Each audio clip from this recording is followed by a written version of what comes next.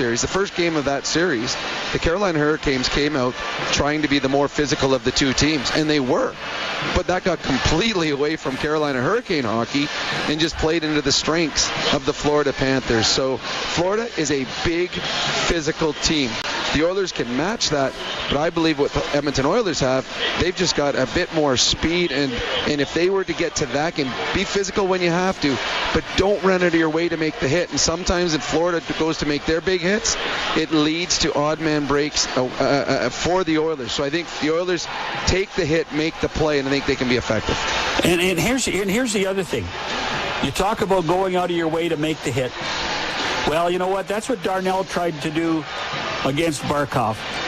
Went out of his way to make the hit, took a penalty.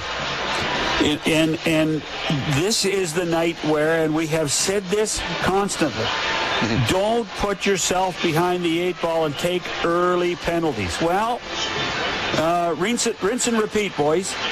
This is a night for sure where the Oilers can't take early penalties, because it can't happen 3 games in a row and think that this team has learned anything. We talk about momentum, we talk about confidence, but how about just learning from your mistakes? Don't take the early, simple penalty. Don't be playing out of position. And we've seen, John, in this series that the whistles come out in the first period and they slowly taper off as the game goes off. The referees have called a number of penalties in the first period of every game. It's nothing new. It should not be a surprise to either team that if they go cross the line, even slightly cross the line, they will be called early in this hockey game as both referees want to set the tone. So understand that. It's already been said. It's like they know it.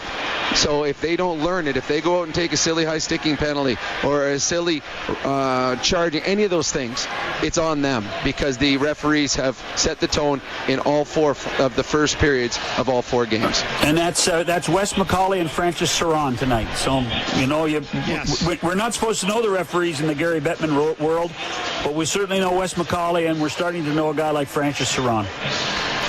Yeah, I miss the old days when we had the names on the backs of the jerseys. No, you don't. No, you don't. No, you don't care. Seriously. Come on. Hey, guys, I got to ask you this question. Talked to a few people that were in Florida for that last game, but I didn't notice it so much. But obviously, the ice wasn't great in Florida. That's what I kept hearing. The puck wasn't bouncing, wasn't sitting very flat. Now, we've had some rain here the last 2 days, and I've talked to the arena staff about the humidity level in the arena and how they're going to handle that. They said, well, we're trying to chill it out. We're trying to freeze it out of the building. That means we're going to be really cold in the press box tonight. I was very excited to hear that, Rob. Well, I'm with you there. I mean, we obviously were about 5,000 miles away in Edmonton, but they did show at the start of a couple of the periods where the referees were in the crease trying to fix the crease of the goaltenders. As the last thing you want is a game to be decided because a goaltender trips in a little hole in the ice, or even a defenseman backing up. And it's funny, we have seen throughout the series both teams where their players have fallen just out of the blue. Right. Last game, Aaron Ekblad had a backwards toe pick when Connor McDavid was coming down on him.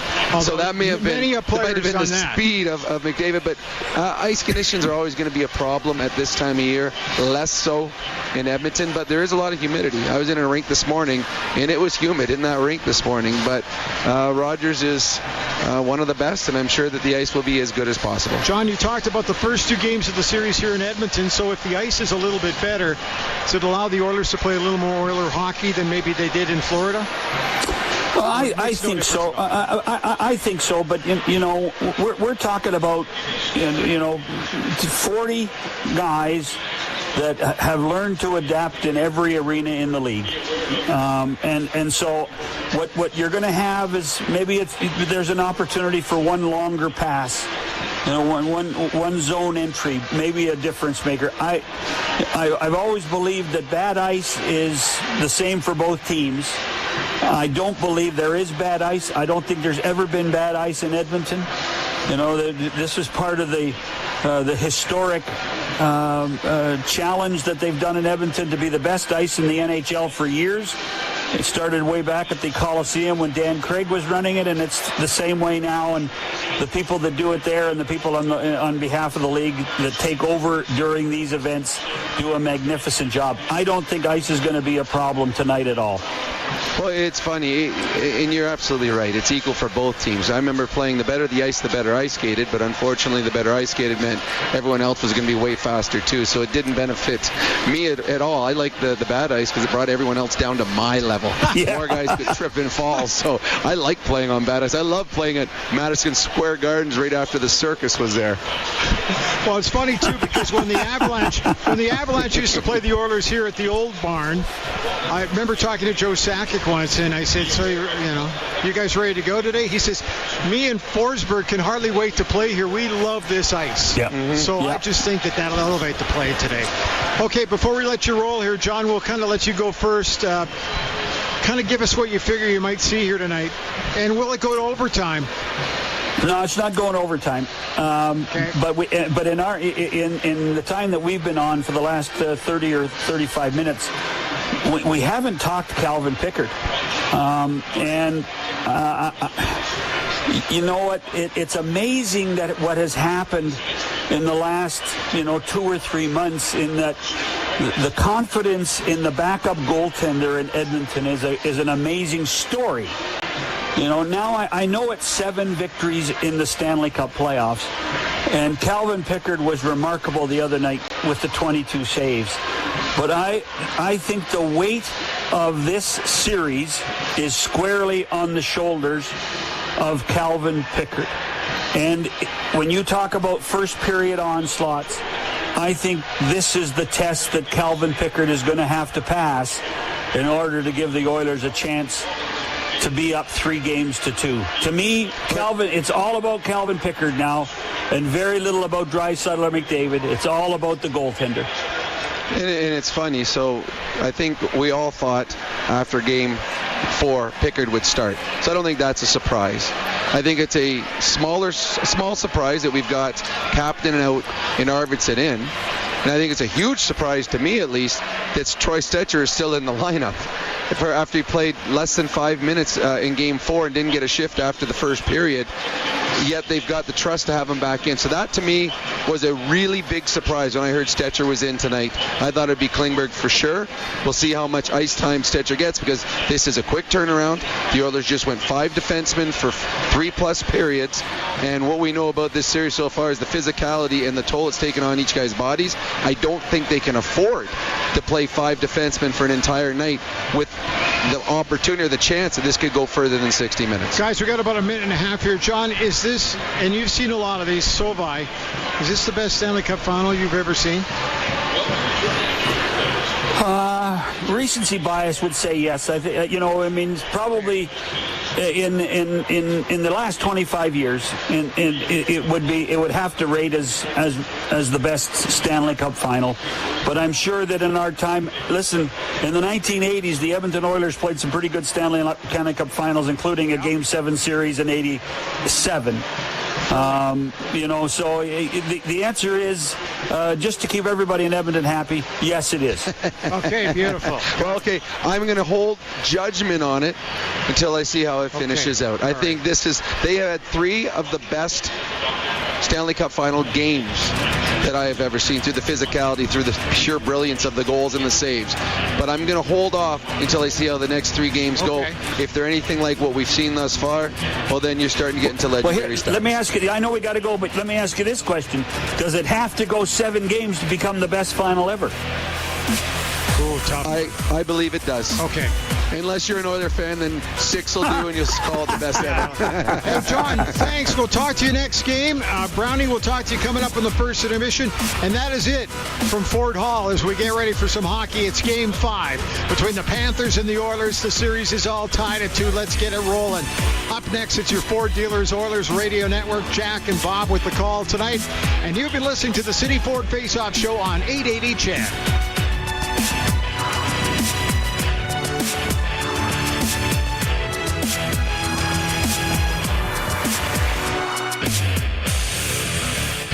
Work local and never miss a game with your friends again. Sherway Construction is hiring. They're currently hiring for heavy-duty mechanics, water and sewer personnel, and equipment operators. Sherway offers an extended work season, great advancement opportunities, competitive wages, and best of all, you'll be home every night.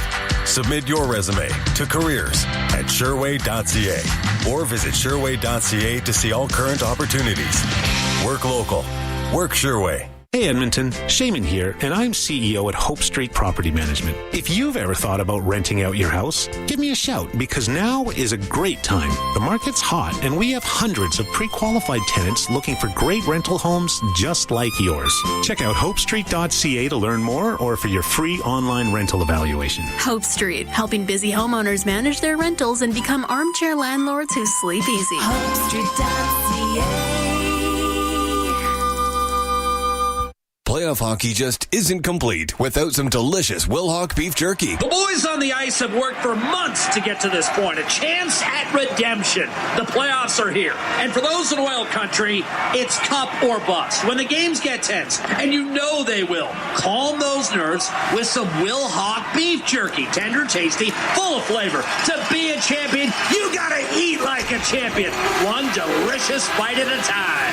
Wilhauk beef jerky. Some say it's the best. CHED Edmonton. Proud to be the official voice of the green and gold. Your Edmonton Elks. 880 Chad. Edmonton's news. Today's talk. A Chorus Entertainment radio station. Are you waiting for surgery? Have you suffered an injury to your knee, hand, shoulder, back, foot, or ankle? Canby Surgery can help. Go where the pros go. Canby Surgery Center, Vancouver, BC. Fly in and fly out. Experts in orthopedic and sports injuries. Their surgeons are chosen by elite and professional athletes. Visit CambySurgery.com. CAMBIE Surgery.com. You don't have to be a pro to be treated like one. When life throws you a load, you need a trailer that can take it. Edmonton Trailer is stocked up and ready to help you haul anything from gravel to freight. Whether you're in the oil field, hauling construction materials, logs, or egg goods, Edmonton Trailer has you covered. Find your perfect trailer online at edmontontrailer.com or swing by one of their 3 locations for sales, service, parts, rentals, and financing. When you're in it for the long haul, edmontontrailer.com. From game day to family day, life moves fast and your body feels it. When it's time to recharge the batteries, World of Spas are your recovery experts. Come in right now and save up to $10,000 on hot tubs, $25,000 on swim spas, and get 50% off massage chairs with 0% financing and payments from just $21 bi-weekly. World of Spas, your family's MVP in recuperation. 6120 99th Street.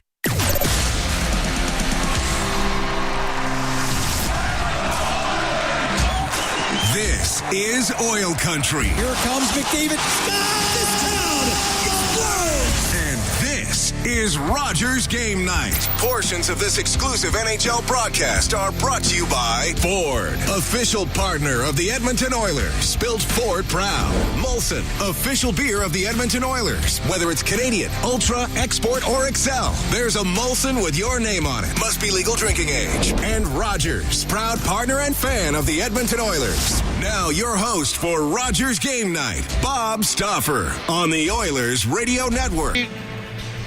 They were going the distance in Game 4 of the Stanley Cup Final, rallying from a 3-0 first period deficit, becoming the first road team since 1919, 106 years, to come all the way back from 3-0 down, to have the heartbreak of a game-tying goal in the final 20 seconds, Sam Reinhart for Florida, and Leon Draisaitl setting an NHL playoff record with his 4th overtime goal of the playoffs, his 2nd of the series, tying another record, and so it is. We are tied 2-2. It is now a best of 3, and the Oilers with the 2 of the 3 games at Rogers Place. Coming up on Rogers Game Night, Oilers head coach Chris Knobloch, Calvin Pickard, tonight's starting goaltender, Connor McDavid, Evander Kane, Jake Wallman, our inside the game analyst Rob Brown, and much, much more. There's 26 minutes to face off. This It's the Stanley Cup Final, Game 5 on the Oilers Radio Network. Today you can score at A&W. Enjoy a juicy grass-fed beef mama burger and fries for only $5. Available in-store or on the A&W mobile app at participating locations in Oil Country. This fantastic deal is available all day today at A&W. Bloom Benefits offers amazing coverage that even the toughest hockey players can get behind. With excellent coverage, they offer things like massage. You want to go? Counseling services. Let's go! Dental coverage. That was not offside. And eye exams. With custom health coverage for any group of any size, Bloom Benefits make every team better, stronger, and healthier. Plans start from just $54 a month. Rethink your benefits today at bloombenefits.ca. Today you can score at A&W.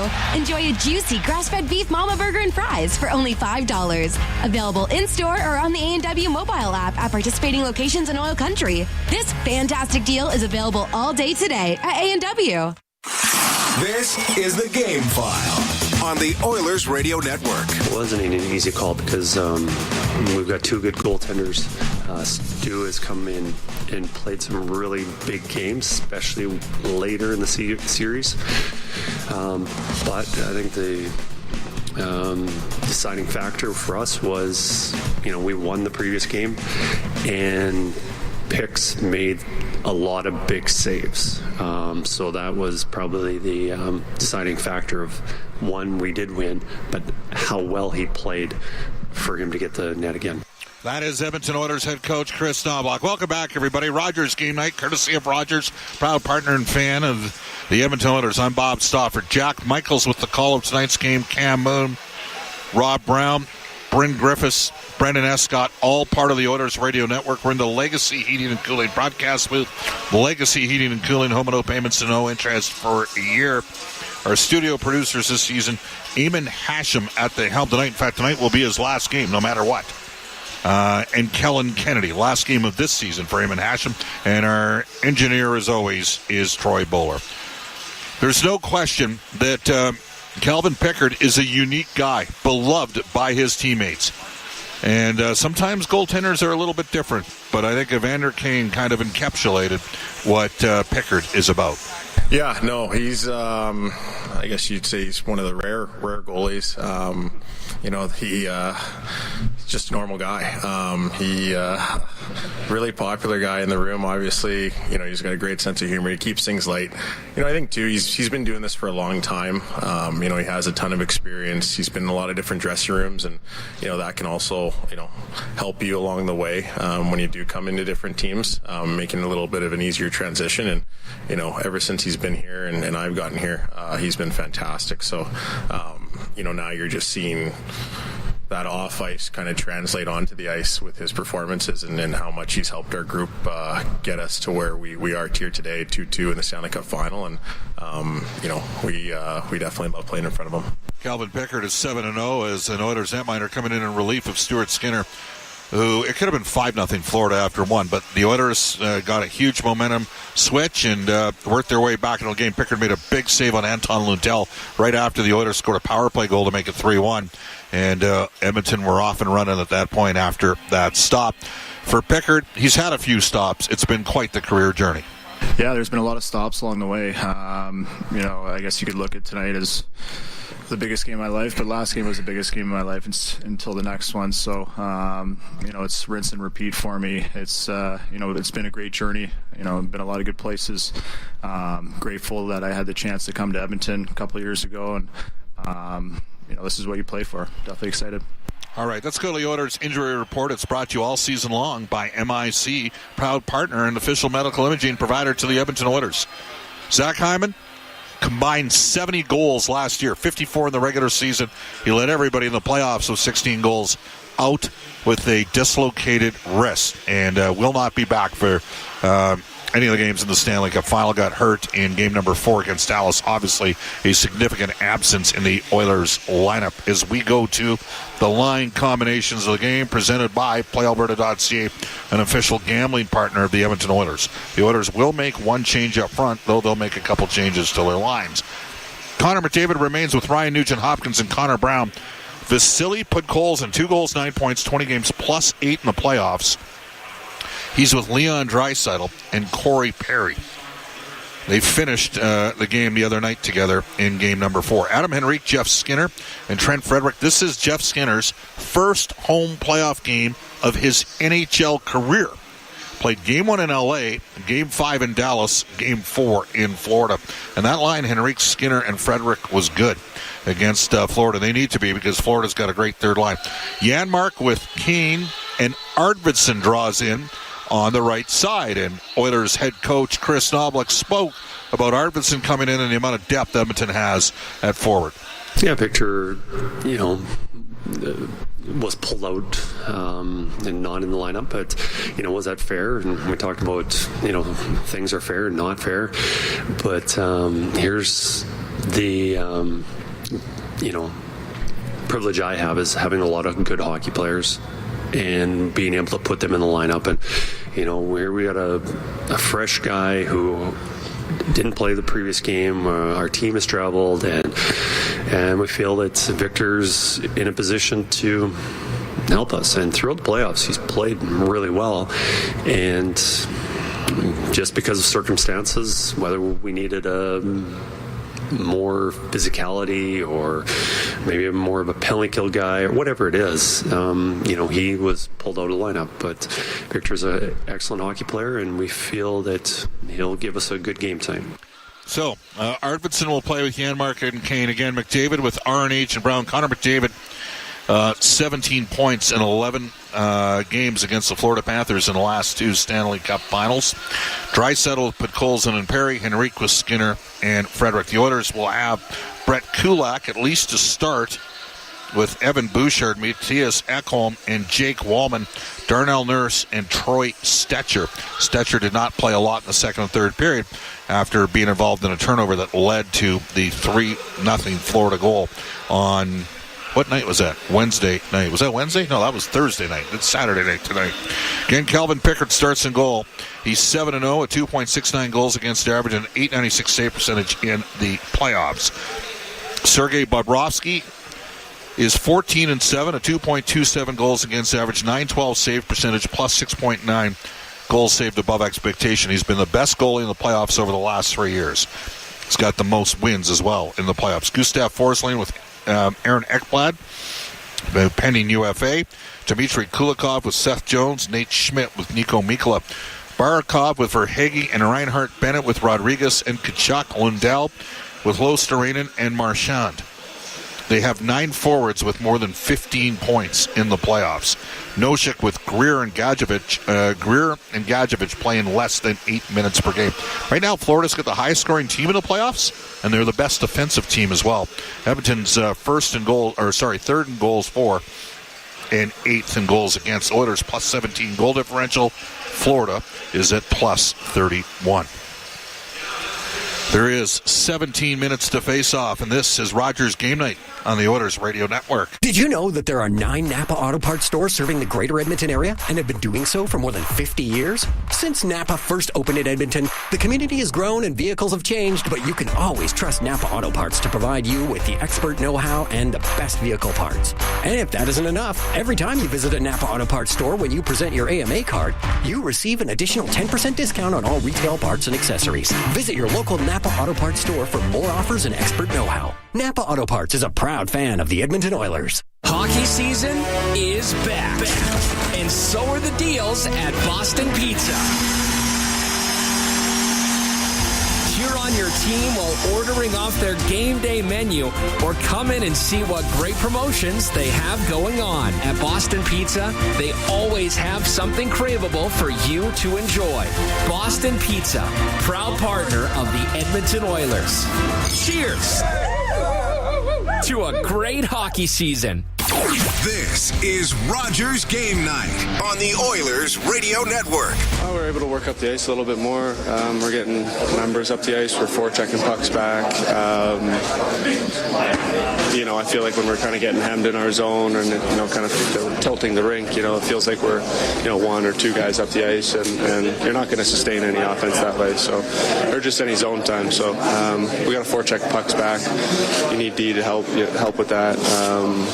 You need everyone up the ice.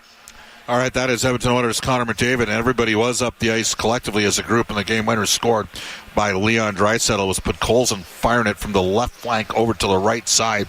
Corey Perry let it go free to Leon, who one-handed the puck in off of Nico Mikkola into the net for the GWG and OT. Welcome back, everybody. Rogers Game Night. The Oilers, This Is Oil Country Playoffs 50-50 is presented by Rogers, and it's now live for the Stanley Cup Final. Tonight's early bird prizes include $5,000 cash and $20,000 cash. The main jackpot is over $5 million. Oh, yeah, the playoff bonus jackpot, $10 million. Get your tickets now at EdmontonOilers.com/5050 for more chances to win. We go to Legacy Heating and Cooling. Who's hot and who's not? Legacy Heating and Cooling, home and no payments and no interest for a year. Leon Draisaitl, 4 overtime winners in the playoffs after leading the regular season with overtime goals. Draisaitl is now up to 52 goals and 142 points in 94 career playoff games. McDavid and Draisaitl are in the top 4 all-time in NHL playoff points per game. When you're in the Stanley Cup Final, there are no other games. The out-of-town scoreboard brought to you by Pizza 73, the official pizza of the Edmonton Oilers. Stay tuned following the game for the Alberta Blue Cross Travel Insurance Goal of the Game. Health, dental, travel. We got the coverage you need. Visit ab.bluecross.ca. Jake Wallman scored a big goal the other night. He said one of the keys for Edmonton today is keeping their emotions in check. Yeah, emotions are extremely high in these games, and as you can tell as a fan, you probably just feel it watching. But yeah, you got to take a step back sometimes and calm yourself down and kind of live in the moment, ride the wave a little bit. And I think we learned a lot from that first meltdown a little bit, and we did a better job in that second one there. All righty. There is a total of 14 minutes to face off, and this is Rogers Game Night on the Oilers Radio Network. Did you know The Brick is proudly Canadian-owned and operated? We started right here in Canada over 50 years ago. Now, our 5,000 team members are proud to be your neighbor in more than 200 communities across Canada. And we support all Canadians with a growing selection of quality-made Canadian products and manufacturers. Nobody knows more about furnishing Canadian homes at the guaranteed lowest price than us. The Brick, saving you more.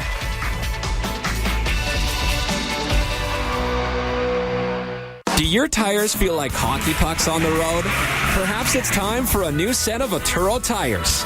No matter what you drive, Atturo has the right fit for you, including the all-new Trailblade HT and AZ810, premium all-weather tires for your pickup, car, SUV, or crossover. You can rest assured that Atturo tires will get you through all 4 seasons. Available at Action Car and Truck, Point S, and tire shops everywhere. Find a dealer near you at atturo.com. You're listening to Rogers Game Night on the official voice of the Edmonton Oilers, 880 CHAD, and on the Oilers Radio Network. Welcome back, everybody. Rogers Game Night. Let's bring aboard our Inside the Game analyst, Rob Brown. Game 5 tonight. Rob, when it was 3-0 for the Florida Panthers after the first period, I don't know how many people thought we'd be going back to Edmonton 2-2, but we are. Yeah. I know neither of us believe momentum carries from game to game, but it would help the Oilers if they could maybe, not take some penalties early in the first period. Yeah, first of all, when they were down 3-0, I felt they were a goal away, a power play. The thing that the Florida Panthers couldn't do was give the Oilers a freebie, and they did. They took a couple penalties. The Oilers capitalized. It became a different game. I don't believe in momentum simply because the Florida Panthers would have won 4 straight last year, or the Oilers would have won Game 7 if momentum carried forward. But I do believe that the Oilers having home ice here with the crowd behind them, there's going to be an energy boost early in this hockey game, but you got to use it to the right way. You can't use it and go out there and take silly penalties by being overzealous with the physicality. We've seen in this series when the Oilers finish their checks, they're effective. When they run out of their way to throw a hit, they get themselves into trouble because when you're running your stick gets up, your elbow gets up, and all of a sudden you're in the penalty box. The Florida Panthers power play is too good for the Edmonton Oilers to take silly penalties. So the Oilers can be physical, but they got to be smarter than they have been in a number of the first periods in this series. Rob, we haven't even mentioned the crazy stat of all crazy stats so far in the Rogers Game Night Show. The Edmonton Oilers under Chris Knobloch in the last 2 playoff years, they played 8 playoff series. They're 10-14 in games 1 through 3. They are 19-2 in games 4 through 7. Why? Well, the importance of the games and the Oilers leadership group step it up, and they understand that now there is no chance. There's no opportunity for a misstep. They cannot have an off night, and they just get better. The adjustments that the coaching staff makes. I mean, he made 3 adjustments for tonight's game, for example. Now, one, Calvin Pickard, that's something that was an easy one, and we both said that after the last game, Calvin Pickard would be starting. I was a little surprised that Arvidsson came back in for captain, who I thought has been very good in this series, and I was shocked that Troy Stecher was in the lineup simply because he didn't play in the second or third period in Florida. So here's 3 different things again that Knobloch has made after a win on the road. But Chris Knobloch, everything that he has done when it comes to lineup changes or line changes in game seem to work out, especially later in series. All right, there's no question. Now, this is a real good team they're playing. Oh, 100%. The Oilers, however, started to get a little bit more transition going on bump back plays through the neutral zone and creating some opportunities. Florida, I don't know if they backed off the gas pedal on the forecheck, but the Oilers were getting the puck up the ice and then creating looks. And frankly, the Oilers missed a couple chances. McDavid walked the D on late in a power play. There was a bump back play that gave Waltman a breakaway. They got some. Then obviously Draisaitl finishing it off on a 2-on-1, Rob. Well, there's an aggressiveness about the Florida Panthers that creates great scoring chances in the offensive zone and usually keeps the offensive zone time in favor of the Florida Panthers. But an over-aggressiveness also leads to the big mistake. And the big mistake is usually an odd man break going the other way. Now, the Florida Panthers will counter. Before Draisaitl had his 2-on-1 goal, they probably should have scored 2 or 3 goals in overtime before that. Yep. Calvin Pickard was excellent. A couple big saves, one off the glove, one off the shoulder. These are 2 fantastic hockey clubs. There's very, very little separating them, and it just comes down to execution on the one opportunity you get with the puck on the stick or the one opportunity for your goaltender to make a big save. In Game 4, as the game moved on, it was the Edmonton Oilers that got the big save by Calvin Pickard. Hence, we see Calvin Pickard starting tonight's hockey game. How important was a little bit of traction for the third line, for Henrique's line with Jeff Skinner and Trent Frederick? Well, that was their best line, I thought, in the hockey game. I thought that was Frederick's best game since he's become an Oiler. And it's huge because the Florida Panthers run 3 lines very well, and I don't know if you can honestly pick which one their first line is. Right. I think all 3 of them are very equal. Well, the Oilers were able to trot out 2 lines most of this series, but in that game against Game 4, Henrique's line, they took over at times and probably should have scored in overtime as the puck twice went to the goal line off a foot and off the stick of Frederick. So, yeah, I think that is important. You're on home ice right now. You get to set the line matchups, and for Chris Knobloch to have a third line that was as good as it was in Game 4, I think is a huge advantage. The other thing is the Oilers are playing their fourth line. Florida's fourth line has 2 wingers that are playing less than 8 minutes per game. Well, and you look at the 2 overtimes. The one overtime, Nosek shot the puck over the glass and created an overtime winning goal for Leon Draisaitl. And on the overtime goal in Game 4, it was Greer that was back-checking Leon Draisaitl. So they got out in overtime and it didn't work out well for them. Yes, with the quick turnaround, there should be an advantage up front for the Oilers, but there also probably be an advantage for the Florida Panthers on the back end because the Edmonton Oilers play 5 defensemen almost the entire game. Let's go to the Ford Keys to the game, brought to you by Ford, the official partner of the Edmonton Oilers, built Ford proud. Well, I think the Oilers right now, I mean, I don't believe in momentum, but the Florida Panthers blew a game on home ice. The last thing they want to do is chase a game here in Edmonton. So I think for the Oilers, early in this hockey game, try to have some dominance on home ice, get the lead, force the Florida Panthers to chase you. It's number 2 key, Calvin Pickard. You know, there's never been a bigger game in his life than the one he's about to play tonight. He's going to need a couple big saves probably early in the game. And then the third key and this is a key that they have not followed very well in this series so far. Stay out of the penalty box. You cannot take a silly high stick or slash or hook or something like that early in the hockey game. The Florida Panthers power play is for real. Do not give them easy opportunities. It's crazy what a difference a year makes. Oh, with the penalty killing? Yeah. It was four the entire playoffs last year? 7 so far this year. All right, here's the deal. The door is open to the Oilers dressing room. We are at 114 decibels right now. Calvin Pickard is walking to the ice as we speak.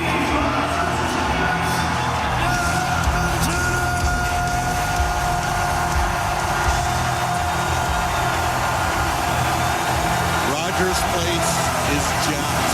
It's stoked. There's no question about it. The two teams have come to the ice. We'll tell you, Connor McDavid will start this game. And if there's any solace, if you're an Oil partisan, I don't know if you can say to this point Connor's dominated a game yet. It might be coming. Florida might assert to you that players like Barkov have been a little bit quiet for them. Here is the Edmonton Oilers starting lineup.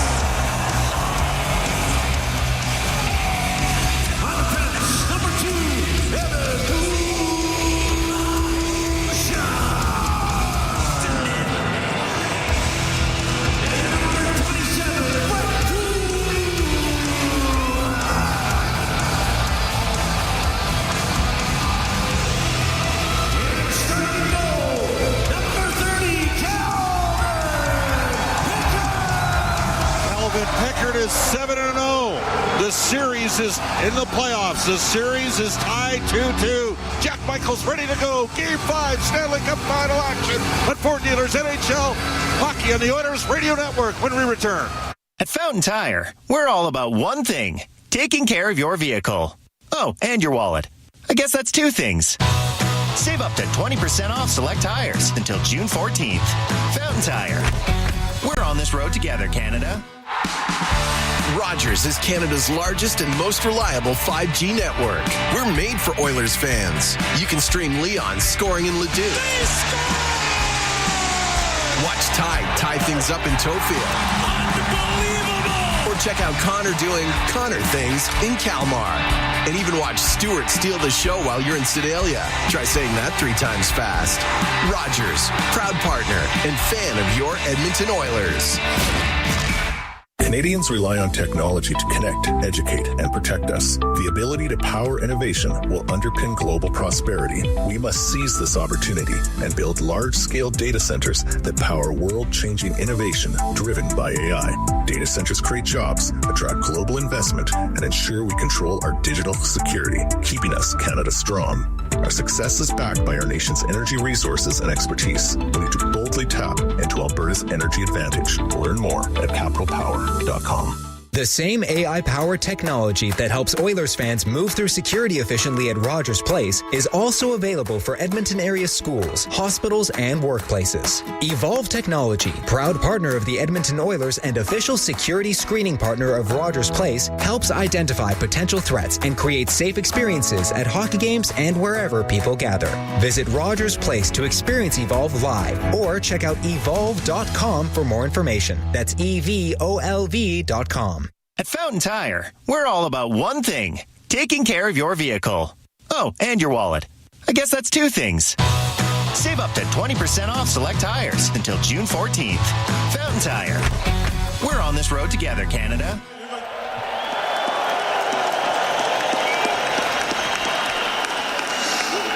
Oh, Canada, our home and native land, true patriot love.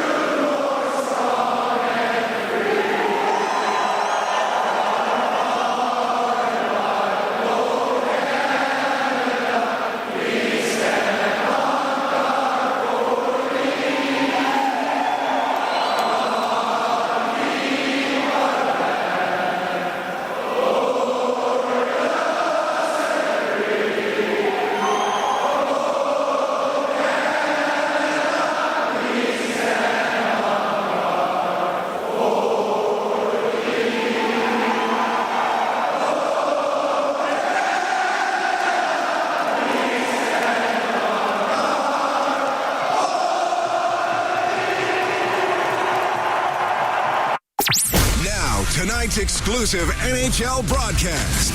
Shoots and scores! But now it's Draisaitl off to Connor McDavid. Centers Kane for the hat trick. He scores! All the action called by the voices who know the game inside and out. This crowd explodes! Bob Stauffer and Jack Michaels on the Oilers Radio Network. Well, if you've ever had 1 ounce of even a glimmer of affection for pro hockey, there's no place you'd rather be than inside Rogers Place. And among the 18,347 crammed into this 9-year-old facility to see Game 5 of what has been the most compelling Stanley Cup final in years. The Edmonton Oilers and the Florida Panthers from our Legacy Heating and Cooling broadcast booth, we're ready to go. Alongside Bob Stauffer with Bryn Griffiths and Rob Brown immediately behind me, I'm Jack Michaels. Connor McDavid will take the opening faceoff opposite Sam Bennett. He'll be flanked by Nugent Hopkins and Brown. Defensively, Bouchard and Kulak. And in net, Calvin Pickard making the start. He's 7-0. His opposition, Sergei Bobrovsky. We're underway. McDavid wins the opening faceoff, and the Oilers pour into the offensive zone, left to right. They're in the blue and orange, outlined in white. Here come the Florida Panthers back the other way. A backhander short side by Evan Rodriguez, who starts on the line with Bennett and Matthew Tkachuk, who's coming off his best game of the series. 2 power play goals and an assist. Bennett thought he was chopped down. The Oilers break out. Connor Brown, partial break, shoots, and a glove save made by Sergei Bobrovsky. Bennett still peeved about the non-call. Our referees tonight, Wes McCauley and Francis Sharon, linesmen Scott Cherry and Trent Knorr. And I didn't even have time to tell you that the Oilers starting line is brought to you by our friends at Coventry Homes, the official builder of the Edmonton Oilers. Bob, like the rest of the series, an explosive start tonight with Connor Brown being denied by Bobrovsky off the rush. Tried to beat him high glove, but if he goes low stick side, he gets a rebound, and a driving Oiler player, Brian Nugent-Hopkins, would have put the puck in the net. What a chance for Edmonton early. Here's Ekholm up the right-hand side for Vasily Podkolzin, who tied the game on Thursday night as Florida blew a 3-0 lead, and Sergei Bobrovsky being serenaded. He is 14-7 in the playoffs this year, 9 wins on the road. He wins tonight. He ties an NHL record in that department. Wristed down deep by Gustav Forsling. It's a reset for Edmonton, operating left to right in this first period. Wallman up to Perry, and a pass deflected near the Florida bench, but not into it.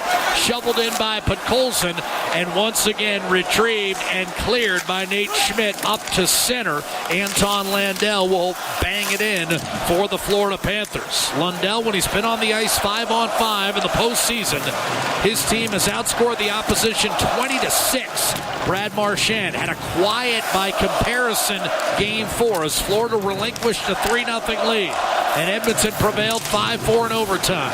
Trent Frederick, who sent one off the post in OT up to Troy Stetcher. He'll dump it in, but that's going to be an icing call. Stetcher thought he was tripped. He played just one 14-second shift after turning it over on a play where Carter Verhaeghe finished him against the boards and may have clipped him in the visor with a high stick on a follow-through. Florida went up 3-0. Pickard came in, Bob, and as he's done all season, he delivered when the money was on the line. Settled his team down is what he did, Jack. Third goaltender in the last 50 years to win a game in relief in the Stanley Cup final. The others, Andrei Vasilevsky 10 years ago, and the immortal Frank Pietrangelo in 1991 against the Minnesota North Stars, a victory that I was most happy with. Here's Mikkola and Jones trading the puck in their zone for Florida. Carter Verhaeghe bumped it up the middle. Florida was in this identical possession 2 rounds ago against Toronto and beat the Leafs on the road in games 5 and 7 decisively. Panthers pick up a loose puck. It's Jonah Gadjevich to Verhaeghe, centering pass. One-timed on net by Jones, and a blocker save made by Calvin Pickard. Rebound, Connor Brown up to McDavid. 2-on-1 with Nugent Hopkins. McDavid, a shot redirected, and then he couldn't bang it in short side. Looking for his first goal of the series. Connor McDavid has never gone an entire playoff series without scoring at least 1 goal. He came into this one with 6 assists through the first 4 games and a -2 rating. The Oilers with 2 odd man breaks here, Jack, in the first 250 of this game. Kulak up the left-hand side. Arvidsson Back in the lineup for Kasperi Kapanen. That was the one change that Edmonton makes. Beyond, of course, the obvious, Calvin Pickard starting for Stuart Skinner. Last team to win a Stanley Cup and start two different goaltenders in the final, Bob. You may remember them. The 1984 Edmonton Oilers. Lead pass up the left-hand side. Grant Fuhr got hurt, got run over, and Andy Moog had to come in and clean up the series. Games 4 and 5. The Penguins, when they won in 2017, now they were the last team with two guys to win 7, but Murray started all the games in the final. Right. Here's a chip up the right-hand side, deflected out of play into the Oiler bench. We played 3.5, Edmonton, Florida, no score. I mean, Bob, you haven't had a chance to express your thoughts on some of my adjectives, the superlatives describing this series. You saw those 80s series. Where does this one rank on the entertainment scale? Oh, it's way better because the games are way closer. I mean, that Oilers team had 7 Hall of Fame players, right? They were just simply better than everybody else. The 87 series against the Flyers, Philly worked back, but this has been way tighter. Seth Jones, top of the right circle, knocked away by Adam Henrique.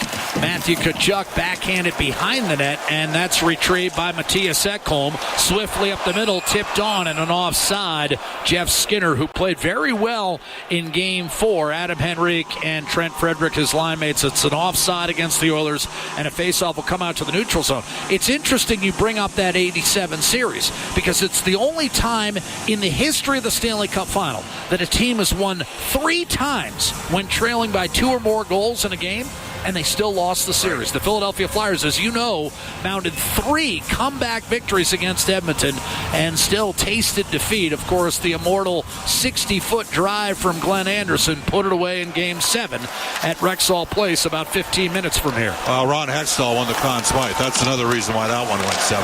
Up the left-hand side, Brad Marchand driving in left wing. Wrist shot, and that was deflected up and out of play. 4 minutes gone by in the first period. Each team with a shot on goal in this hockey game. Edmonton, Florida, 3 of the first 4 games going overtime for the 5th time in the history of the Stanley Cup Final. Edmonton took Game 1 here by a count of 4-3 in OT. Then Florida answered 5-4 in double OT. Panthers followed that up with a 6-1 blowout win in Game 3 before Edmonton rallied from 3-0 down to beat Florida 5-4 on Thursday night in overtime. Here's Forsling to the middle. And that redirected off a skate. Brad Marchand working against Jake Wollman. Top of the right circle. Quick shot and a save made. And a rebound grabbed, and Marchand will swing it down low. Lundell was the man who got the second shot on net, and Pickard stopped that as well. Forsling put it around the boards, and put Coulson with a strike to Corey Perry, who tried to sneak it behind the defense for Leon Draisaitl, only to have it broken up. Draisaitl, of course, with the OT winner in both games that Edmonton has won in this Stanley Cup Final. Forsling, slide step to his left, shot blocked by Podkolzin, and cleared up the middle. Nearly 5 minutes gone, no score. First period of Game 5 of this series tied at 2 games apiece. Essentially a best of 3, and Edmonton has regained the home ice advantage. Bouchard with a turnover. Schmidt into a crowd. That was blocked. Lead pass on to Brown up the right-hand side. McDavid's going to negate icing and force Bobrovsky to play it. McDavid first on the puck. Brown to the front of the net and was stopped. Rebound McDavid. A sprawling denial by Bobrovsky, and then Bouchard with a painful shot block executed by Jonah Gadjevich, and the Oilers with another flurry on Bobrovsky that comes up empty. Kulak streaking up to center. He'll shoot it in. Bobrovsky to the corner for Gustav Forsling. He'll lay it off the right-hand glass. Darnell Nurse defending his own blue line. Had a goal and an assist in the come-from-behind win in Game 4. On to McDavid. He'll hit the Florida line. Tried to drop it off, deflected away from Evander Kane, and Carter Verhaeghe won a puck battle, forcing it back to center. Sasha Barkov cuts to his right. Here's a shot coming, and it was deflected out of play as Sam Reinhart unable to get that one on net against Calvin Pickard. 14 minutes, 14 seconds to play in this first period, and no score. Edmonton, Florida in Game 5. Game 6 will be played Tuesday night. Bob and I will have it for you live from Amerant Bank Arena in Sunrise, Florida, and that's a Tuesday 6:20 puck drop Mountain Time. Right now, Connor McDavid can't buy one. Picks up the loose change, and Bob fought it off. It's a second stop, but David's had two great opportunities, and Connor Brown, a breakaway and a net drive. He's on his horse tonight. McDavid, you just feel his due, though, Bob. I mentioned never before has he played a playoff series without getting at least a goal. I had to look up. I wasn't sure Winnipeg in 2021 because Connor Hellebuyck, Bob, as you know, didn't seem like he let in any goals in that series. Off the draw, a chip in by Bennett went off the curved glass, and thus the faceoff will come back to the neutral zone with nearly 6 minutes gone by in the first. And let's hear a little Sergei chanting.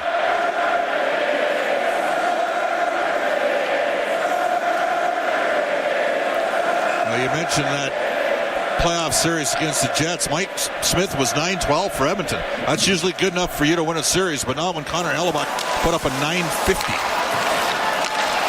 Off the draw, here's Evan Rodriguez, wristing it down deep. Calvin Pickard will drop it off. Hasn't been close to as good in the playoffs since, but he did win the Hart Trophy ahead of second-place finisher Leon Draisaitl. Dmitry Kulikov off to Nate Schmidt. And then a dart up the middle. Right-hand side, Sam Bennett. He'll drive it in. My personal feelings, goaltenders have their trophy. It's called the Vezina. Leon Draisaitl was the MVP this year, and it wasn't particularly close. Here's Evander Kane up the middle of the ice, sending it left corner for Darnell Nurse. Blasted by Kulikov into the corner. Nate Schmidt on the puck, and it's eventually wrangled free. Bennett nearly gave it away, put it off the shin pad of Henrique and out of play, and we will take timeout. 13-11 to go in the first period. Edmonton and Florida, no score. It's Game 5 of the Stanley Cup Final in Ford Dealers NHL Hockey. The Oilers Radio Network. If you've got educational goals, Portage College is ready to provide the assist. Portage College has over 30 programs, with some offered through blended delivery or entirely online.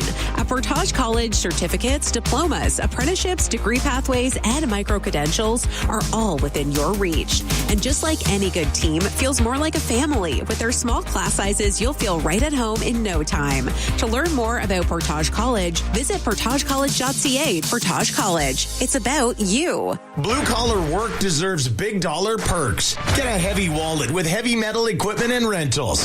Heavy Metal Equipment and Rentals is hiring heavy equipment technicians, maintenance supervisors, PM servicemen, maintenance coordinators, and pretty much every other position that makes Alberta go. We help move the earth that makes Alberta grow. So why not work for a company that makes your bank account grow too? Visit heavymetalequipment.ca to find your new career. Heavy Metal Equipment and Rentals, helping you move the earth. End of the Road Flooring Centers is not only Canadian owned and operated, but we've been your go-to flooring center since 1986. The reason is simple. We make your flooring project easier. Rather than a tiny sample, upload a photo of your room at endoftheroll.com and instantly see what your dream flooring looks like in your house. Thousands of styles just clicks away. End of the Roll Flooring Centers. We've been flooring Canadians for 4 decades. Visit endoftheroll.com. 12870 St. Albert Trail and now open at 580 Parsons Road Southwest.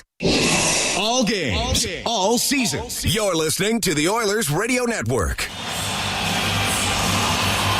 No score. Game 5, the Stanley Cup Final. Jack Michaels, Bob Stauffer with you. High atop Rogers Place, of course, sold out. In our Legacy Heating and Cooling broadcast booth, home of no interest, no payments for 1 year. Adam Henrique to take an ozone draw for Edmonton. Frederick on his left, Skinner on his right. Ekholm and Wallman, the deep pairing, and a face-off won by Florida and flipped out by Aaron Ekblad. Retrieved by Ekholm, up the gut.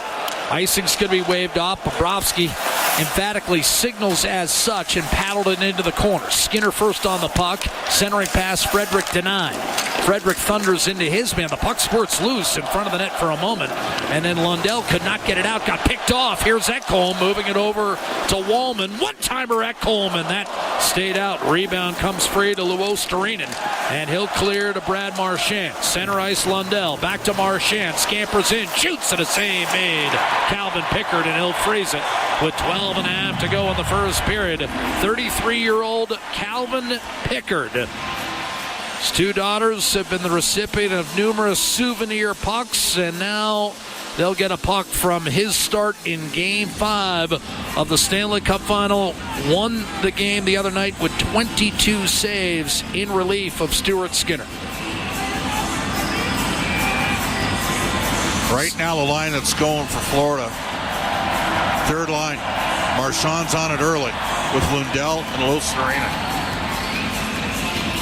They've outscored the opposition 12-3 as a line in the playoffs. I said earlier, Lundell 20-6 when he's out there.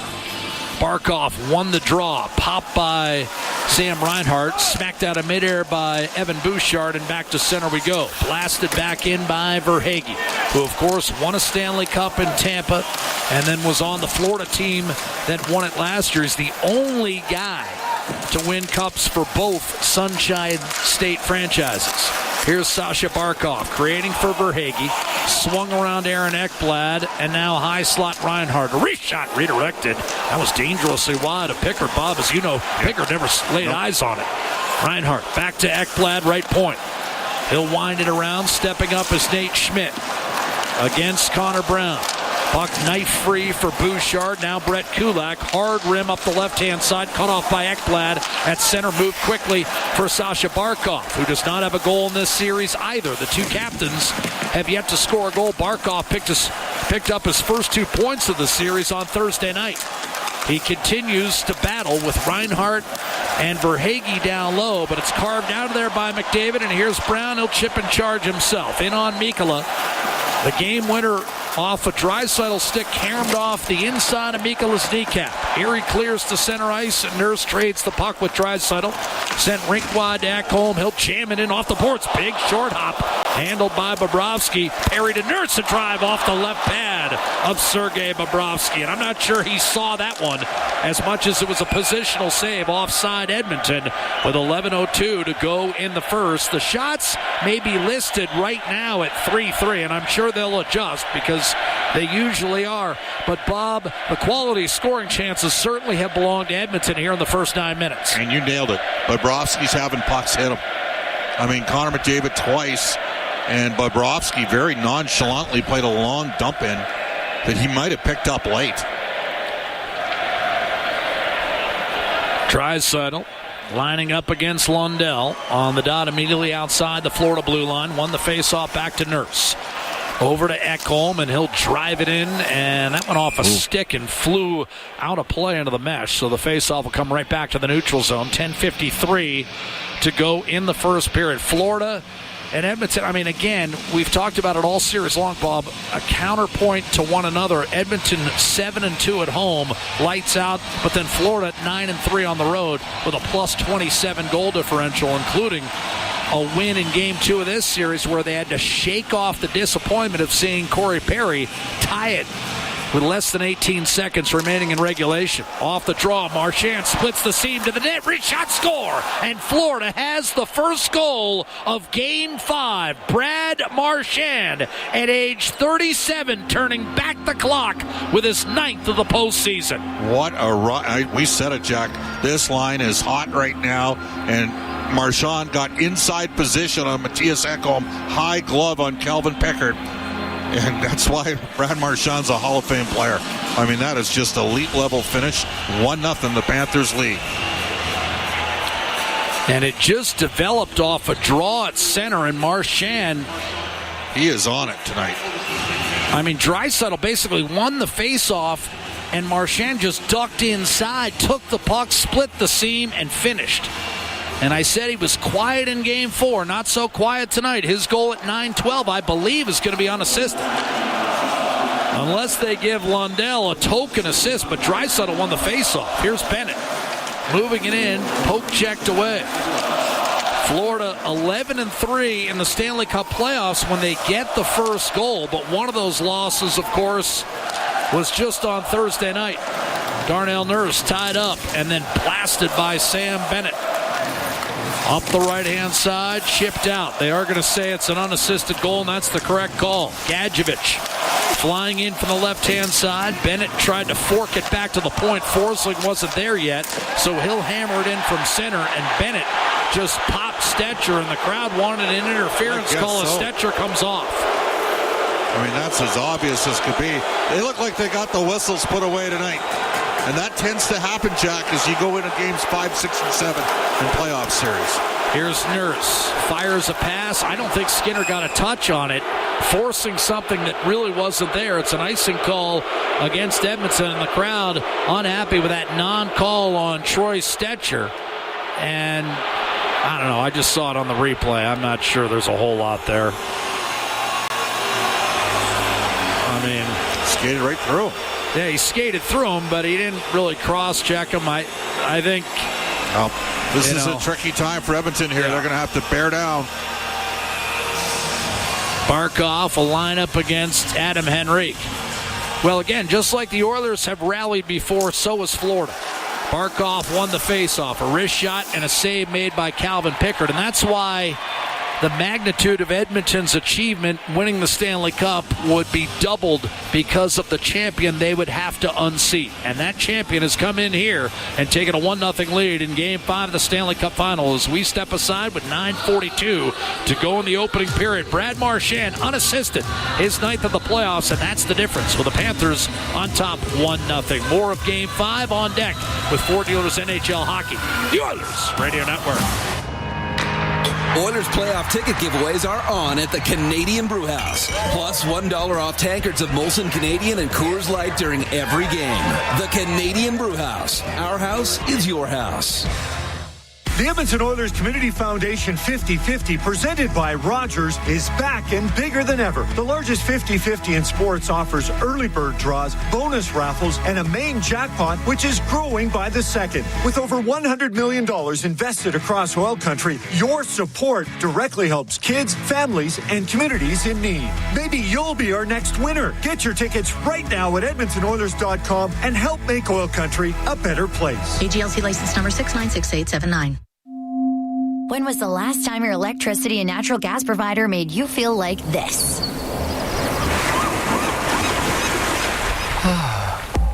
Low rates, no strings attached, year-round perks, and local energy experts who always have your back with Encore by EPCOR. Find that carefree energy feeling at encore.epcor.com/carefree. Customers are free to purchase natural gas or electricity services from a retailer of their choice. For a list of retailers, visit ucahelps.alberta.ca or call 310-4822 toll-free. Patio season is on at the Canadian Brewhouse. Grab your crew, sip something cold, and hang out on the best patio in town. The Canadian Brewhouse. Our house is your house. Listen on air, online, and on the Radio Player Canada app. This is the Oilers Radio Network. Well, amongst active players, you've got the guys with the two most Stanley Cup Final goals in this game. Brad Marchand just scored his 12th, and Corey Perry has 10. But Marchand has put Florida up 1-0 here in Game 5. Off the face-off, inside the Edmonton blue line. The Oilers clear inside the Florida blue. And it's Forsling taking it from Ekblad and up the gut. Come the Panthers for Hagee. Good look for Barkov. Tried to go between the wickets, and Ekholm denied that. Barkov lurking for the rebound, but it's Jake Wallman up the left-hand side. And when Ekblad can't seal it, it's a 3-on-2 for Edmonton. Over the line, Jeff Skinner tried to dish down low for Trent Frederick, and that play dies. Panthers come away with it. Skinner calling for a line replacement. Flipped up by Sam Reinhart. And here's Anton Lundell trying to skate out of danger with Kulak on him. Luostarinen inside to Marchand. Marchand, high slot, had his shot blocked. Rebound Lundell. This is a matchup that's been all Florida. Shot Jones, and that was fought off by Pickard through a screen. Rebound McDavid. Up the gut and on the move, Kulak. Nearly had his pocket pick, got it to Connor Brown, and it's sent in deep. Seth Jones to pick it up for Florida with 8:20 to go in the first period. Panthers on top 1-0. They have scored the first goal of the game in 4 straight games in this series and now have a 3-on-2. Sam Bennett has Marchand, finds a Marchand. Backdoor, and it was there. And Luostarinen can't finish. That was a tap-in. Oilers come the other way. Brown to Connor McDavid, left circle. Poke checked away by Kulikov to the high slot. Nurse had a shot blocked. Wow, Luostarinen had a tap-in to make it 2-0. That line is feeling it, Jack. They are all over Edmonton every time they're on the ice. Wristed down deep by Matthew Tkachuk. Panthers cut it off at center. Tkachuk 3 consecutive 20-point playoff campaigns. Sent in deep, Pickard. Left-hand side, Darnell Nurse, and now Troy Stetcher. Advances through the right-hand side for Victor Arvidsson. He'll pop it down low. Swatted away by Janmark. Nurse steps up, and that shot deflects high and wobbles out of play with 7:24 left in the first period. I will say on that prior rush, Jeff Skinner, you're the goal scorer. I go ahead and let that fly. Yeah. I know what he's trying to do, create for Frederick, but Skinner's the weapon on that line in terms of scoring. Face-off coming right side of Sergei Bobrovsky. Speaking of weapons, Leon Draisaitl on the ice with Podkolzin and Perry. Shots are 5-3 in this first period in favor of Florida. And the 3 shots are a bit of a surprise from an Edmonton standpoint, only because the Oilers have had a handful of quality looks. Barkov wins the faceoff. McDavid's banged a couple off the side of the net short side against Bobrovsky. Verhaeghe up the left wing boards for Barkov. Tried to leave it in close quarters, Sam Reinhart. Barkov shakes off one check, then guides it back to the point for Forsling. Barkov, left tap board, centers, and again a miss. Sam Reinhart point blank, and Stetcher might have had him partially tied up, then dug it out of the corner for Draisaitl, and the Oilers able to break out. Florida counterattack immediately. Barkov fumbled the puck, got it to Reinhart, and a wild shot from a sharp angle sails wide. Rebound held in by Mikkola. Down low for Reinhart, inside one-timer to save on Carter Verhaeghe. Wow, Verhaeghe was wide open in the slot, and Pickard makes a terrific save. Draisaitl fires, and that went off the side of the net. Crowd thought it was in. They thought that Draisaitl had name-plated it on Sergei Bobrovsky, but it went off the side of the net. Gadjevich, right to left. Here's Seth Jones in the corner. Gadjevich back to the point. A.J. Greer can't hang on to it. Florida made no lineup changes from its loss in Game 4. Seth Jones on a reset. David out here with Kane and Arvidsson. Nate Schmidt, left-hand side. That was tipped. Gadjevich eventually shoots it in. Kulak will pick it up in the corner. Less than 6 minutes to go in this first period. Florida 1, Edmonton no score. McDavid had to go off the toe of his stick and then fought his way through Nate Schmidt to get it in deep. Kulikov in trouble. McDavid with pressure. A.J. Greer with Lundell calling for an outlet. Gives it to him, and it's sent back to center ice. Flip back in, and then Kane got low-bridged by Dmitry Kulikov, and Schmidt will take over for Florida. Up the gut, Luostarinen. Right-hand side, over the line, Lundell. Crisscross with Marchand. Lundell floats it down low. Luostarinen off balance again, and Henrique up the left-hand side. Luostarinen may have been off balance when he tried to deflect home what should have been a tap-in to make it 2-0 Florida. Hammered in by Forsling, taken by Tkachuk, tried to center for Bennett, and that was picked off. Lead pass, Jeff Skinner. Henrique fell and couldn't handle it cleanly. Florida in the neutral zone, picks it up. Sam Bennett on the attack, and he fans, and then eventually forced a shot wide. Bennett, the league leader, with 14 Stanley Cup playoff goals for the Florida Panthers. Funneled back in by Mikkola. Oilers got to get their feet moving, Jack. Right now, Florida is really skating. Edmonton's got to increase their tempo and pace here. Ekholm to Nugent Hopkins, and now Wallman under control will take it behind his own net. 4.5 to go, first period. Edmonton has spotted Florida a lead again. Up the left-hand side, Bobrovsky. He'll send it up the left wing boards, Nugent Hopkins. Sam Reinhart on the puck for Florida. Only in Game 3 is Florida able to maintain a lead. Seth Jones is going to be guilty of interference. He took out Matthias Janmark, and they got him. Time 15:44. And the Edmonton Oilers will be on the power play when we come back. Jones to the box for interference. And though trailing 1-0, Edmonton has an opportunity at an equalizer. On deck, the Atco power play. Brad Marchand has given the Panthers a 1-0 lead. This is Game 5 of the Stanley Cup Final. The Oilers Radio Network. All right, give me something big. The Ford It's a Big Deal event is on. Bigger. Get a big truck and an even bigger deal. Love it. Now the details. Right now, lease a 2025 F-150 STX with the Black Appearance Package from $220 bi-weekly at 0% APR for 24 months with $43.75 down. That's like $110 weekly. Now bring it home. Plus, there's a $750 bonus for eligible Ford owners. Hurry into your Alberta Ford store. Visit Ford.ca today.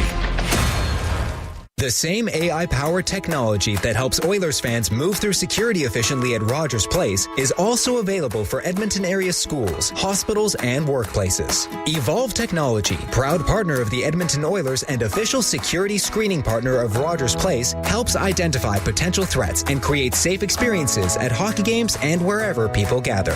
Visit Rogers Place to experience Evolve live or check out evolve.com for more information. That's EVOLV.com.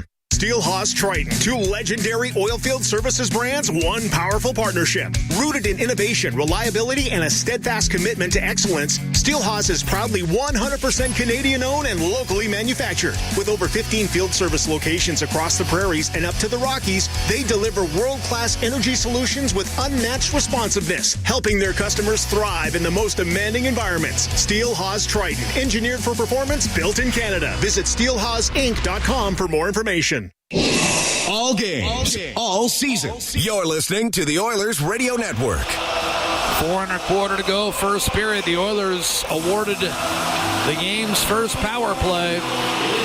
Leon Draisaitl will take the draw. Perry and McDavid to his right. Bouchard stationed to the left point. Nugent Hopkins on the left half boards.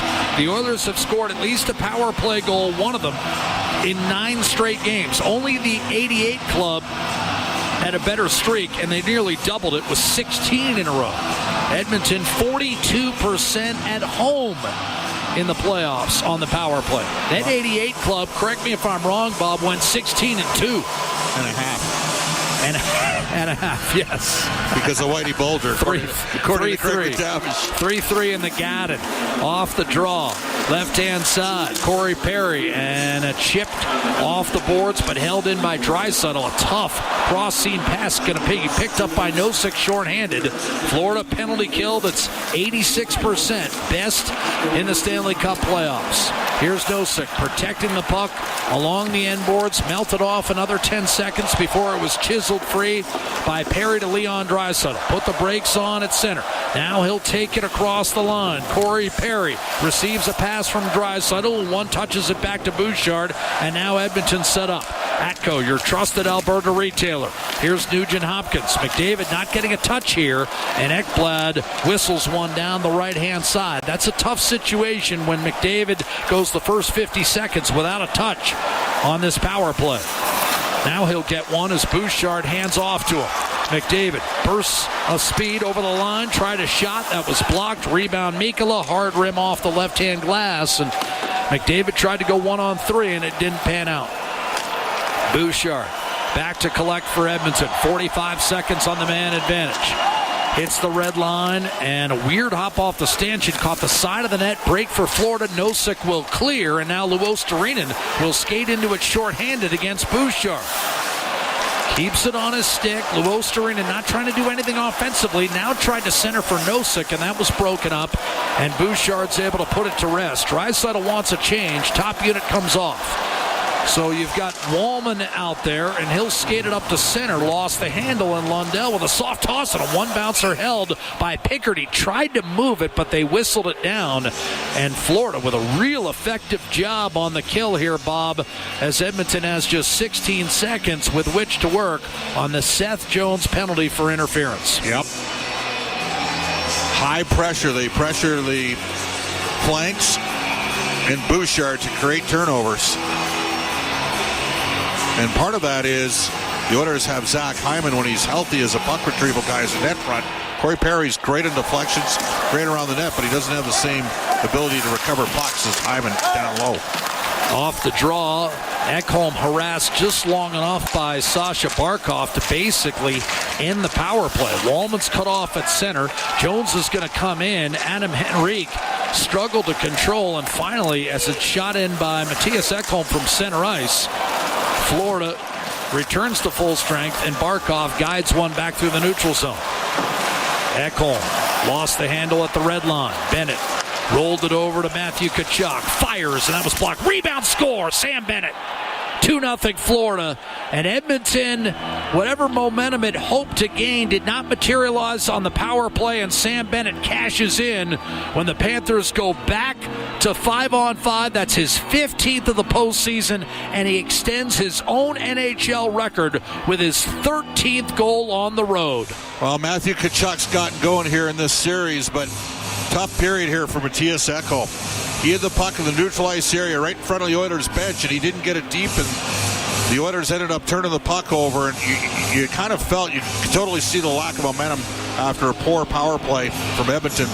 And the Panthers have come in here and kind of did what they did to Toronto in game number 5 of that series. Rodriguez wins the faceoff.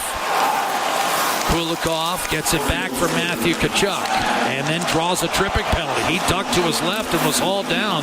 Dmitry Kulikov has drawn a penalty here with 1:43 to go in the first period. The Panthers have a 2-goal lead, and they'll have a chance to extend it further on the power play as Vasily Podkolzin reached and got called for a trip.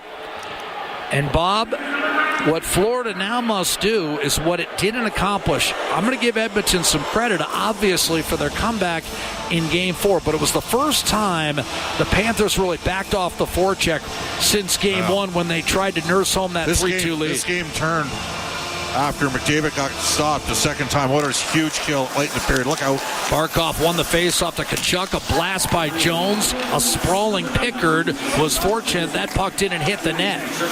Ekblad cross seam deflected. He'll get it back from Matthew Tkachuk and handle it left corner. Tkachuk ushers it on to Barkov, who still doesn't have a goal in this series. Gets it back from Reinhart. High slot Seth Jones, who just missed the net on that drive. And now Tkachuk tried to go between the wickets. Wrist shot. Ekblad had it blocked.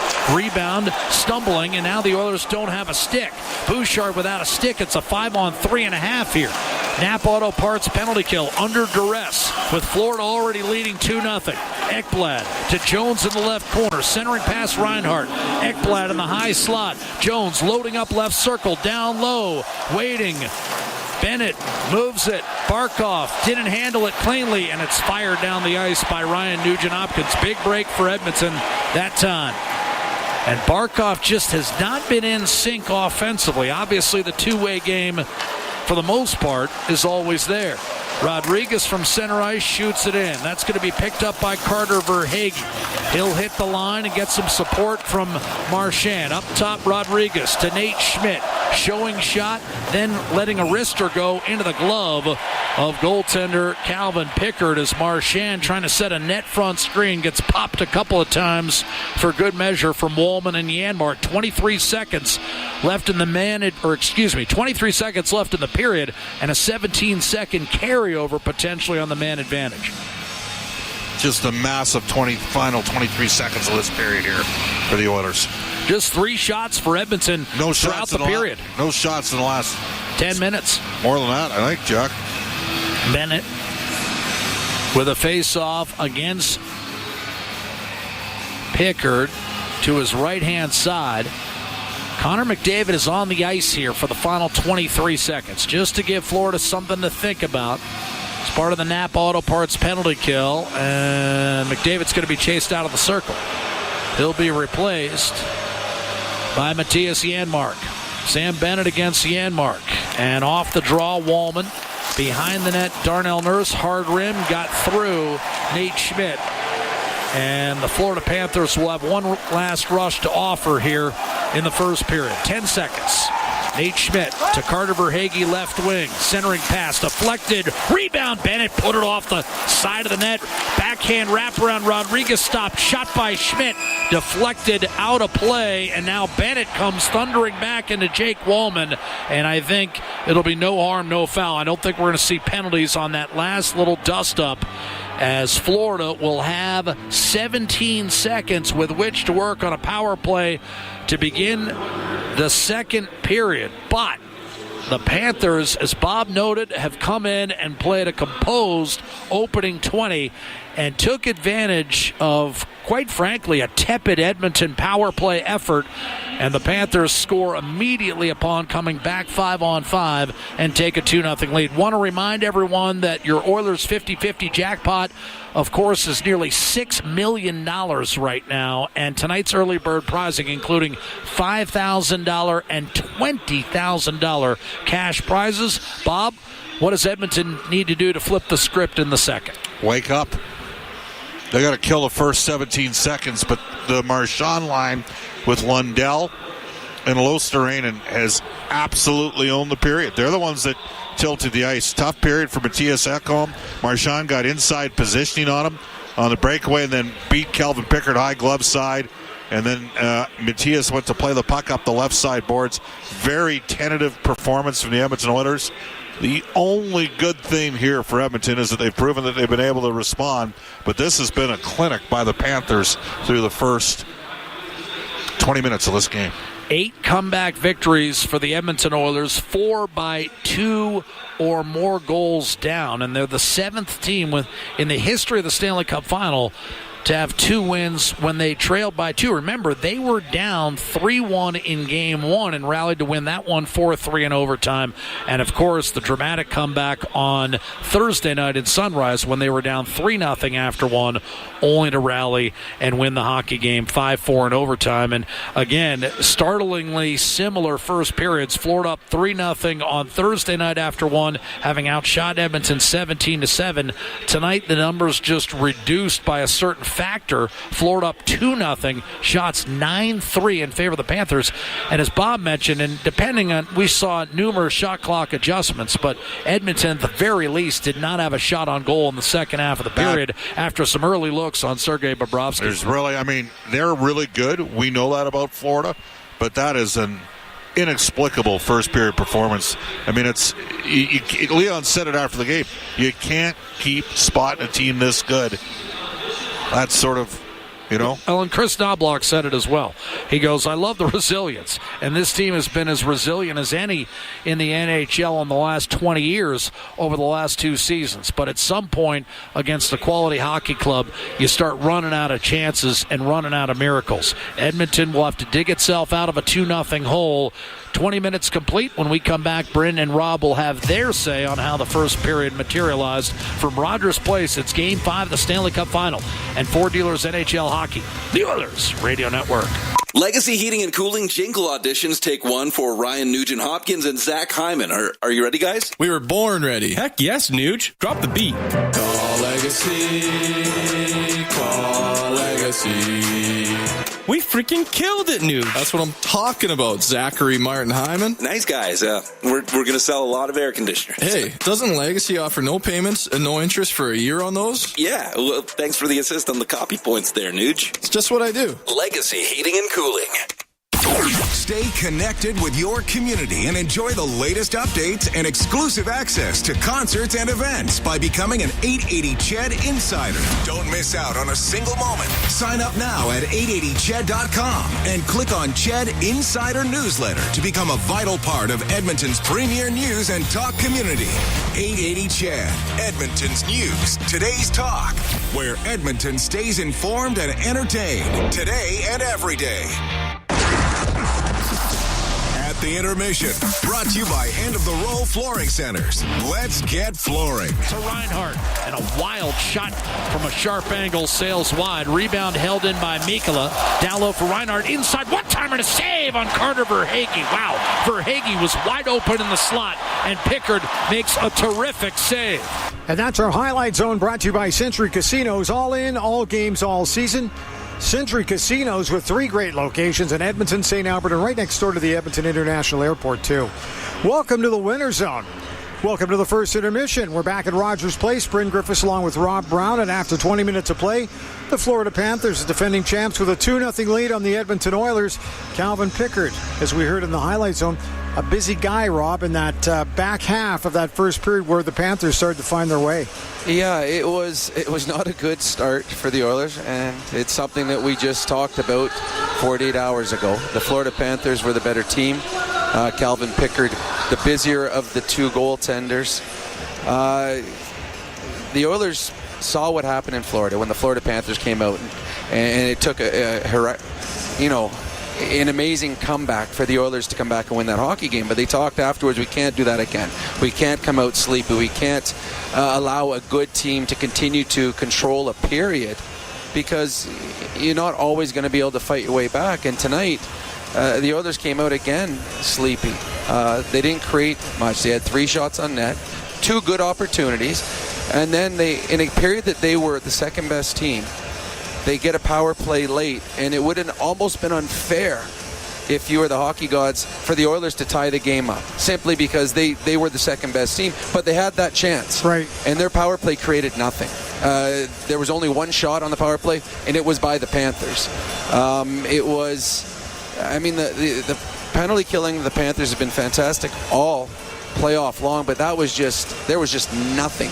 So, and then from that, and we talked that there isn't momentum game to game, but there is momentum during a game, during a period, after shift to shift. The Florida Panthers controlled that penalty kill. They were dominant on that penalty kill, and what happens right afterwards? Yeah. They get the scoring chance, and they extend the lead. So I think 2-0 is maybe flatters the Edmonton Oilers in that period, because if you think about it, the Florida Panthers missed a wide open net on a backdoor pass from Marchand and another one in front of the net. So this probably could have been 3 or 4-0 in that period. The Oilers were not good enough. It's funny, we talked after the last game about the fact that the Panthers just couldn't seem to get the full forecheck going, which they'd had going really well in the opening 3 games. It was going pretty good there because it forced the Oilers. Their passing was just, either the pass was just a little bit too far ahead of the Oiler player, or it was in his skates. It just seemed like they couldn't go tape to tape. Well, when the Oilers or the Panthers are at their best, they are forechecking, and you have no time to think. Right. And so as a player, when the puck comes to you, you already have to know where it's going. And if you don't, well, it's too late. And we saw in that period that the Panthers just created a number of turnovers or icings because they were quick on the forecheck. They took away options. And when the Oiler got the puck and looked up, too late. So it was not, there's not a whole lot of positives out of that period for the Edmonton Oilers. They had 2 good chances. Bobrovsky made 2 big saves. And that's what a great goaltender is, and that's what he is. But you can't... No, I don't think you're going to win a hockey game if you're averaging 3 shots a game. Or period, sorry. I mean, they've got 3 shots. That's not enough. Bobrovsky is world class. They need bulk on Bobrovsky. He will let a bad goal in. We saw the Nurse goal last game. But you're not going to beat him. He's not going to let a bad one if you're averaging 9 shots on the night. So the Oilers have to be better. They realize that. This is not a surprise. They just have to regroup in this second period. Now, the second period, the first 3 games was not the Oilers' period.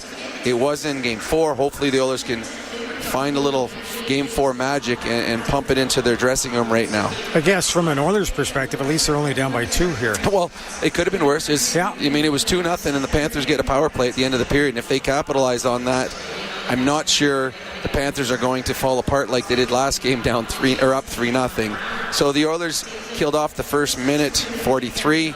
They've got 17 seconds to kill off here at the start of the second period. The one thing that we've seen is this refereeing crew is allowing them to play a little bit more. That's probably a good thing for the Oilers because their power play has not been effective and their penalty killing hasn't either in this series. So play 5-on-5, but they got to get shots. Their best opportunity was a simple play. Connor Brown got the puck, drove the net. With him driving the net, he left the puck on the pad of Bobrovsky. Connor comes in, he gets a rebound, almost scores. And it was a simple play. There was nothing special about what Connor Brown did other than he drove the net. Get into the blue paint on Bobrovsky. That was way too easy a period for Sergei Bobrovsky. Now, of course, they got to get through this power play, which is a short one. It's 17 seconds. Yeah. You win a draw. Simple. You win a draw and you ice it, and now the power play is almost completely gone. But then you got to build off of that. You got to build off of this kill. The Florida Panthers are good. Don't give them easy opportunities. I mean, the Marchand goal, a nice move, but it was off a face-off with nobody moving, and he just simply goes in. He beats Ekholm to the inside. Fantastic shot. Pickard has no chance on that. Florida's good, don't help them. And I think on that one, Ekholm just got caught a little flat-footed and turned the wrong way. Bob said they got to get their skates going. Well, they didn't have a whole lot going. Connor had a couple shifts. Yes, early. And then after that, the Oilers were the second best team they were chasing. And the Florida Panthers, seriously, in the offensive zone, they had a number of good looks on Calvin Pickard. The Oilers have to get better. It starts with a forecheck, get the puck. What the Florida Panthers do, they completely bottle up the neutral zone. They're daring you to try and beat them at the blue line. Just put the puck in behind. Put the puck in behind the defense and get them to turn and try to win some battles deep in the Florida zone. There was not enough battles in Florida's zone. Rob, thanks. We'll talk to you coming up at intermission number 2. Hey, the one thing you got to remember, the Florida Panthers are 9-3 on the road this season in the postseason. So they're good, as Rob likes to say. We'll take a break. Coming back with more at the intermission is brought to you by End of the Roll Flooring Centers. Let's get flooring. This is your Ford Dealers NHL Hockey on the Oilers Radio Network. At Sobeys and Safeway Liquor, they recommend pairing locally distilled spirits and their ice-cold beer selection with... win!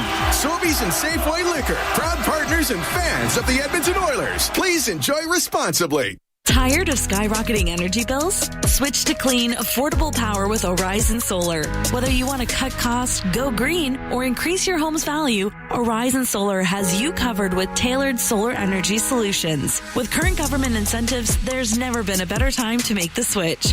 Own your power, control your bills, live sustainably. For your free assessment, call Horizon Solar today or visit horizonsolar.com to get started. Horizon Solar, where going green makes sense. When the Oilers are on the ice, the big hits are a part of the game. But they shouldn't be a part of your drive. If you've been injured in a car collision, let James H. Brown & Associates and their over 200 years of combined injury law experience help you. Locally owned and proud Edmonton Oilers fans, James H. Brown & Associates is ready to support you with their unrivaled experience, unrivaled results, and unrivaled commitment. When accidents happen, head to jameshbrown.com. At Sobeys and Safeway Liquor, they recommend pairing locally distilled spirits and their ice-cold beer selection with... And Oilers win! Sobeys and Safeway Liquor, proud partners and fans of the Edmonton Oilers. Please enjoy responsibly. With Global News, I'm Thomas Dias. Premier Danielle Smith says her government's new policy forcing many Albertans to pay out of pocket for a COVID-19 vaccination is about focusing on those who need it the most. Smith says $135 million got flushed down the drain last year from doses wasted in part because of low vaccine uptake. Her government will still pay for some people to get the shot, including for those who have compromised immune systems or those on social programs. The opposition NDP says it's a cruel move to charge Albertans who simply want to protect their health and their loved ones. This with public health care experts expecting fewer people will now get vaccinated in the province, saying it could lead to higher costs for things like hospital stays. And Iran launched a second night of missile strikes against Israel, with Israeli forces continuing their attacks against Tehran and other sites in Iran. It came a day after Israel's blistering attack on Iranian nuclear and military sites over Tehran's rapidly advancing nuclear program. News on demand at 880ched.com. Ready to score big on your outdoor space? It's game time with Park Landscaping. Transform your backyard into a winning arena with Park Landscaping's expert team. From design to maintenance of lush lawns and state-of-the-art synthetic turf to inviting pools and captivating water features, Park Landscaping will make your outdoor space the MVP. Don't sit on the sidelines. Get in the game with Park Landscaping. Call 780-486-2744 today or email info@parklandscaping.ca. Rogers is Canada's largest and most reliable 5G network. We're made for Oilers fans. You can stream Leon's scoring in Leduc. Watch Tide tie things up in Tofield. Unbelievable! Or check out Connor doing Connor things in Kalmar. And even watch Stewart steal the show while you're in Sedalia. Try saying that 3 times fast. Rogers, proud partner and fan of your Edmonton Oilers. Celebrating 70 years in the signage industry, William Huff Advertising is the most recognized name in the game. An in-house, one-stop shop for all of your design, print, and installation needs. William Huff provides quality graphic solutions for everyone. Here in our City of Champions and throughout the nation, they are the preferred signage partner entrusted by many of the biggest corporations, pro sports teams, and organizations to bring their identity to life. Recognize the name, get in the game. WilliamHuff.com. At the intermission, brought to you by End of the Row Flooring Centers. Let's get flooring. Panthers lead the Oilers 2-0 after one period of play. Let's take a look at the out-of-town scoreboard. Brought to you by Pizza 73, official pizza of the Edmonton Oilers. Two games in the CFL tonight, actually. We have one that is late in the third quarter. The Saskatchewan Roughriders hanging on. They're in Hamilton to play the Tiger Cats. It's 14-10 for the Green Riders. Game earlier this afternoon, the Calgary Stampeders surprising the hometown Argonauts as they celebrated their Grey Cup championship with a banner today, but it was Stampeders 29-19 earlier this afternoon. Oilers got to get it going here in period number 2. We'll see what's coming your way. The out-of-town scoreboard brought to you by Pizza 73, the official pizza of the Edmonton Oilers. Period number 2 is up next at the intermission, brought to you by End of the Row Flooring Centers. Let's get flooring. This is your Four Dealers NHL Hockey on the Oilers Radio Network. Score big with the unmatched purity of Clearwater Vodka, the perfect companion for Oilers fans. Crafted with the pristine waters of Alberta, it's a sip of local excellence. Clearwater Vodka, where the spirit of the game meets true Alberta quality. Must be 18 plus. Please drink responsibly. At Northern Lakes College, students work, raise their family, and complete their certificate, diploma, or partnership degree. With NLC's supported distance learning model, you can do it all in a flexible online classroom. Explore a variety of programs from academic upgrading to university studies, including a wide range of courses available through continuing education. Skate into your new career in a learning environment that works for you. NorthernLakesCollege.ca. The education you want, the flexibility you deserve. Real Canadian Superstore has more ways to save than any other major grocer. Check out their weekly flyer for PC Optimum offers, deals on club size, no name, and always low-priced everyday items. Visit in-store to find everything from fashion and home decor to toys and electronics. And don't forget their new Fresh Promise on produce. If your produce isn't fresh, they'll replace it and refund it. There are so many ways to save at Real Canadian Superstore. See their flyer for details. Score big with the unmatched purity of Clearwater Vodka, the perfect companion for Oilers fans. Crafted with the pristine waters of Alberta, it's a sip of local excellence. Clearwater Vodka, where the spirit of the game meets true Alberta quality. Must be 18 plus. Please drink responsibly. Listen on air, online, and on the Radio Player Canada app. This is the Oilers Radio Network. 2-0 for the Florida Panthers in Edmonton. After being dominated in the first 3 second periods of this series, flipped the script in Game 4 and came up with a clutch second period, erased a 3-goal deficit inside of 15 minutes, and now trailing 2-0 after one. They'll look to have a similar bounce back in the second period, but first, the Oilers will have to wipe out the remaining 17 seconds on the tripping penalty assessed against Vasily Podkolzin at the tail end of the first. 2-0 for Florida. Marchand from Lundell. They have given him an assist on a faceoff. He actually lost to Leon Draisaitl at 9:12. Bennett from Tkachuk at 18:06. And both goals coming at even strength. Florida has outshot Edmonton 8-3 as we open the second period. Barkov wins the faceoff against Connor Brown, who's out there on the Napa Auto Parts penalty kill with Kulak, Bouchard, and Janmark. Bouchard won a battle from Verhaeghe, did not get it out. Forsling, top of the left circle. Panthers left to right in period 2. Forsling down low, handled by Verhaeghe. And then he'll twist it back behind the net. Podkolzin's out of the box. A hard rim by Kulak will turn into an icing call against Edmonton 27 seconds in. So the first part of the mission obviously accomplished with the Oilers having cleaned up the remaining seconds of Florida power play time, and now 5-on-5 to begin this second period with Florida up 2-0. Oilers got to survive a D-zone draw here. Ekholm on the right side of the defense. We've not seen that a lot this season on that Marchand goal against a line that's just been feeling it. They were dominant in the first period. The Oilers got a lot of work to do here. It's been all Florida. Janmark won a face-off. Bennett, open man. Tkachuk, wrist shot, save. Pickard, rebound available. And eventually it's Connor Brown who ducks away. I got to say, Calvin Pickard has only been credited with 7 saves in this game, Bob. At least 4 of those are pretty good looks for the Florida Panthers. Certainly a chance for Tkachuk. Now, Aaron Ekblad finishes his check on Podkolzin in the corner. The puck rolled free to Sam Bennett. He'll take a wrist shot. Why not shoot it from anywhere if you're Sam Bennett? Picked up his 15th of the postseason in the first period. This one's deflected and cleared out to Connor Brown, who gets it in deep. Bennett back to get it for Florida. Panthers in the white with the blue pants outlined in red and yellow trim. Oilers in their blue and orange home sweaters. Hard hit by McDavid, and that one shook up Lou Ostarinen. He is slightly hobbled as he gets up, awfully slowly. McDavid and Draisaitl are together here, and it's Draisaitl trying to get it down low. Forsling cut it off, poke checked off his stick, slithered in front, and lifted by Ekblad up the left-hand side for Marchand, motoring in on Jake Walman and taking him out. How's that not a penalty? Up the left-hand side, Ekholm.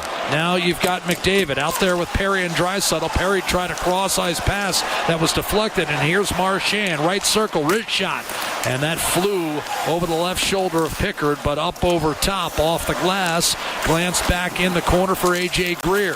Nosek sneaks inside of Ekholm into puck possession. Hovering close by is Perry.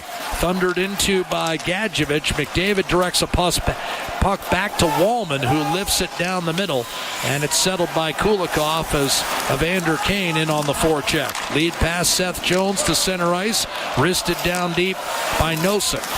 Nosek picks off a lead pass from Pickard, tried a shot. That was deflected by Nugent Hopkins behind the net. Draped all over him, Gadjevich. Now Verhaeghe in the mix, and we've seen Verhaeghe with that fourth line at times tonight for Florida already.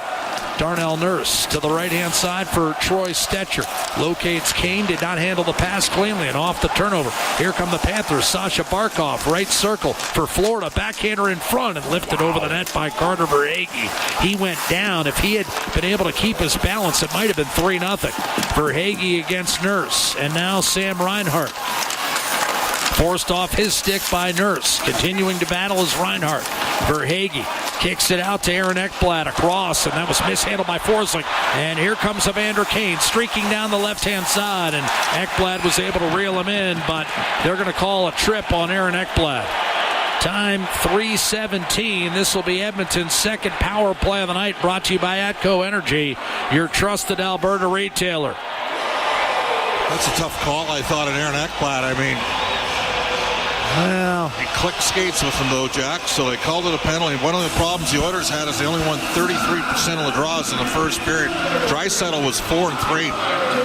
Edmonton needs to win a face-off here to get some possession time in the offensive zone, Jack.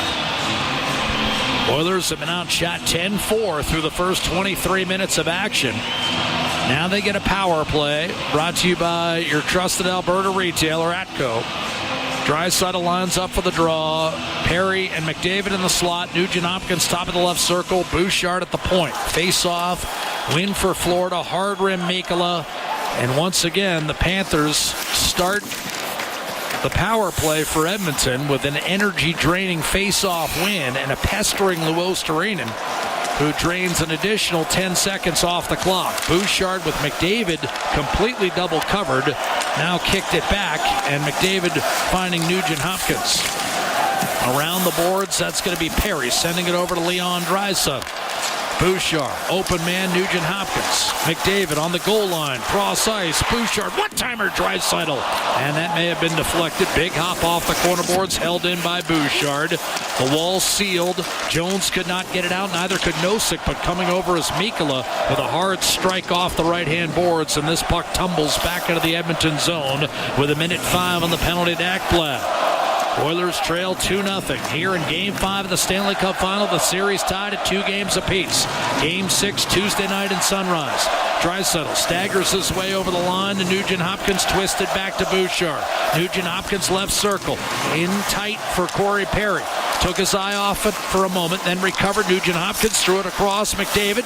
Bouchard not ready to shoot the one-timer. Nugent-Hopkins fires, deflected, fought off by Bobrovsky, rebound, and Perry had it off Bobrovsky. Kulikov unable to clear. McDavid back to Bouchard. 30 seconds left on the power play. Nugent-Hopkins to McDavid, looking, dishing off to Bouchard. Draisaitl hovering in the right circle. McDavid looks that way.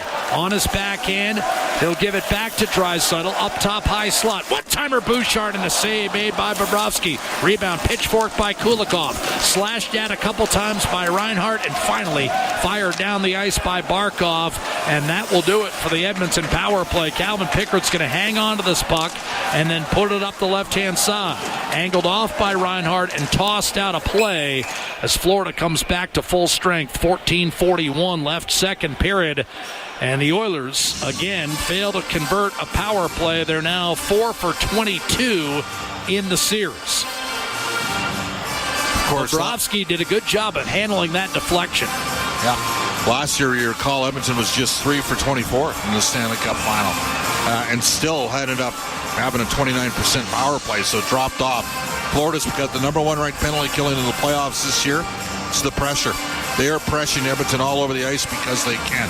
This has been the best game Florida's played yet, Jack, and they won a game 6-1 in this series, but they are on it. Series is tied at 2. Long way to go, though. Jeff Skinner mishandled, and then the puck was pumped out of play by Mikkola from inside his own blue line, but it was deflected off a player on the Oilers bench, so the faceoff will remain at neutral ice with 5 1/2 gone by in the second period. Biggest thing, though, Bob, is this has been a low-event game since those early moments where McDavid flurried in front of Sergei Bobrovsky. 2 great chances, and Bobrovsky fought them both off. Seth Jones to Mikkola, another Florida face-off win. Rodriguez comes over the line, and it's kept alive by Sam Bennett. In on Darnell Nurse, and eventually into puck possession. Sam Bennett is just flying in this series and in this entire Stanley Cup playoffs. Here the cycle disrupted by Stetcher, and the puck wedged out safely to neutral ice. Matthew Tkachuk carries it back in for Florida. Panthers operating left to right in period 2. Oilers on the puck. Trent Frederick back to Stetcher. He'll reset and elude Matthew Tkachuk with a lead pass to Darnell Nurse, who cuts right and heads for the Florida zone. He'll backhand it in deep. Bobrovsky calling signals. Gathered by Seth Jones. Popeye's son up the right-hand side to Sam Bennett. Cross-seamer, and he missed A.J. Greer. The Oilers look to counter, but Janmark could not get through the Florida defense. And now you've got Gadjevich on to Greer. Kulikov redirected in front, and Florida unable to come up with a loose puck. Nosek put it net front for Gadjevich, who's now on it right corner. Behind the net for Nosek, pursued by Janmark. Good shift for Florida's fourth line. Nosek directs a pass to Kulikov. Across to Nate Schmidt. Put it down low. And Nosek back on the puck for the Florida Panthers, who have players 14 through 18 out there and are having a really good shift right now. And Edmonton just can't get it out. Kulikov, right point, sends it back down low. Finally taken and firing up the left-hand side. Kulak, that's off target. Arvidsson, his speed from the right-hand side negated icing and draws an appreciative roar from the sellout crowd. Barkov in the corner.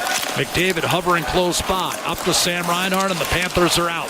Reinhart put too much on it, and I think he was inside his own blue line. That's delay of game against Florida.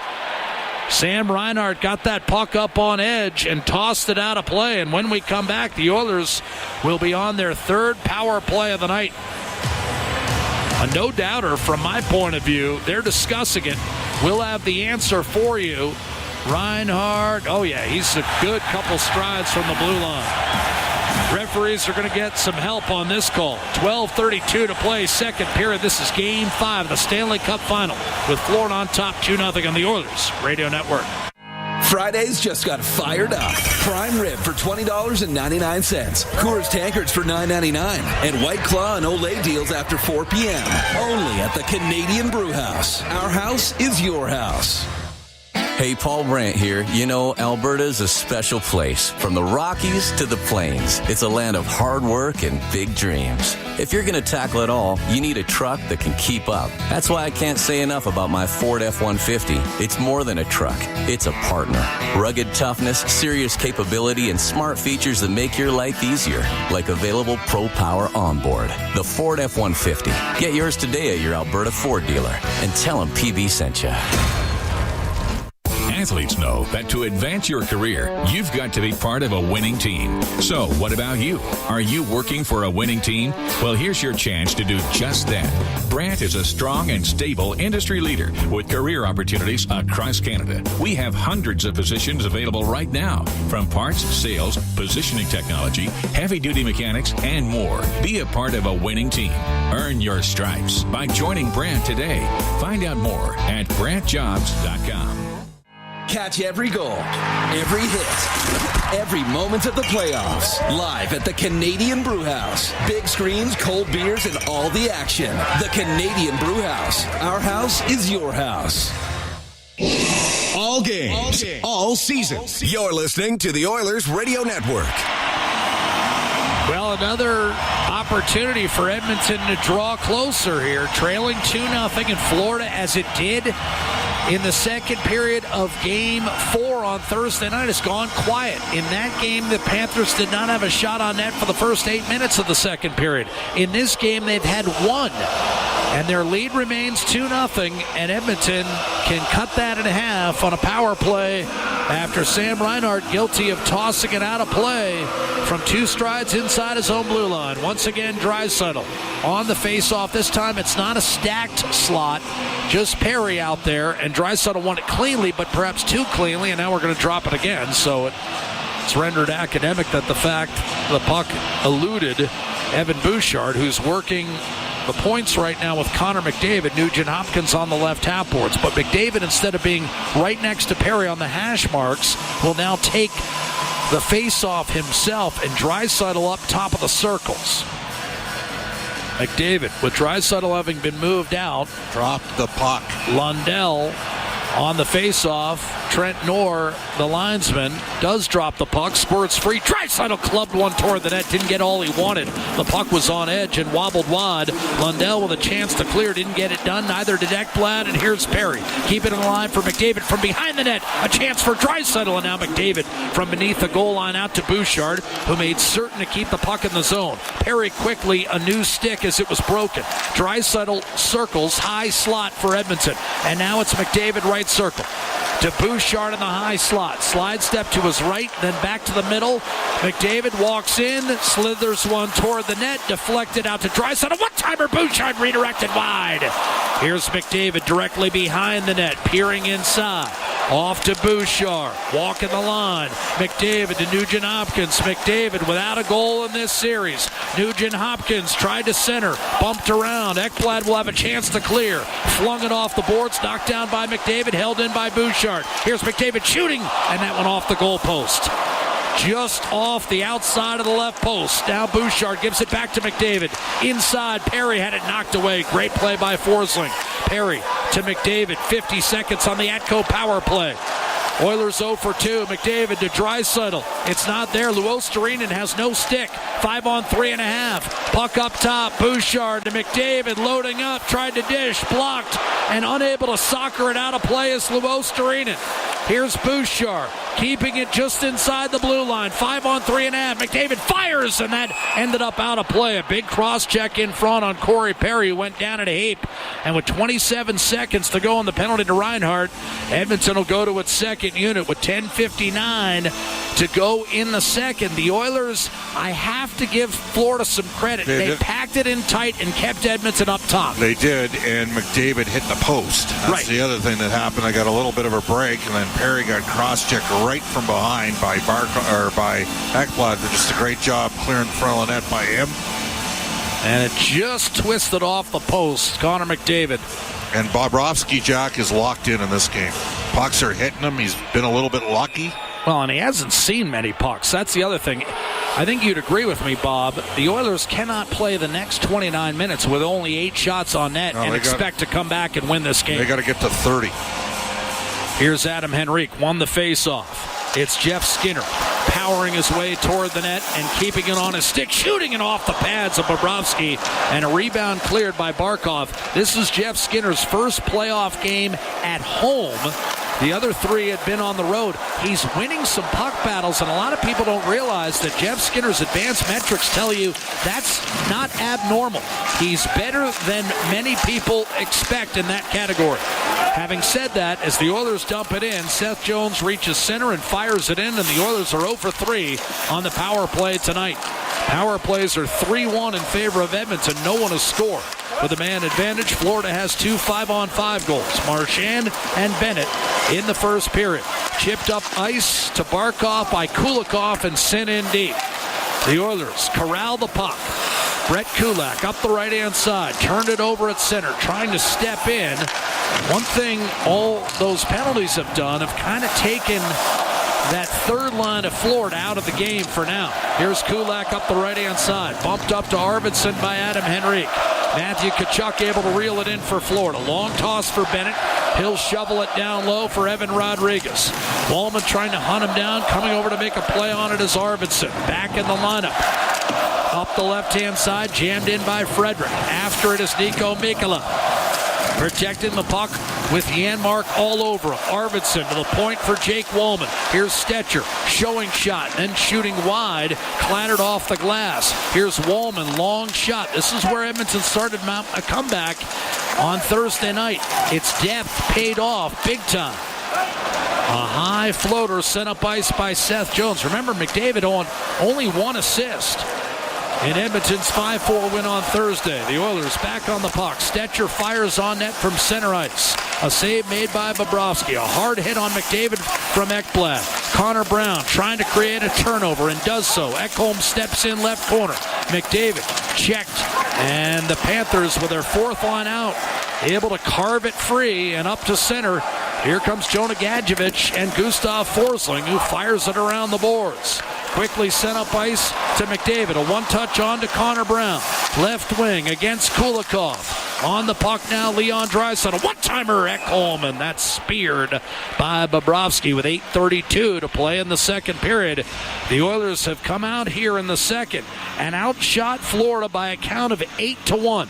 But they've had two power plays that have not borne any fruit. And as a result, it's Florida 2, Edmonton nothing. This is Game 5 of the Stanley Cup Final. And for Dealers NHL Hockey, the Oilers Radio Network. Looking for custom flags, banners, or canopy tents? Aurora Flags and Banners has a dedicated team to provide you with custom solutions and quality products. Aurora Flags has proudly serviced Canadian businesses and organizations for more than 30 years. Get a quote today at auroraflags.com. Do your tires feel like hockey pucks on the road? Perhaps it's time for a new set of Atturo tires. No matter what you drive, Atturo has the right fit for you, including the all-new Trail Blade HT and AZ810 premium all-weather tires for your pickup, car, SUV, or crossover. You can rest assured that Atturo tires will get you through all four seasons. Available at Action Car and Truck, Point S, and tire shops everywhere. Find a dealer near you at atturo.com. Legacy Heating and Cooling jingle auditions take one for Ryan Nugent-Hopkins and Zach Hyman. Are you ready, guys? We were born ready. Heck yes, Nuge. Drop the beat. Call Legacy.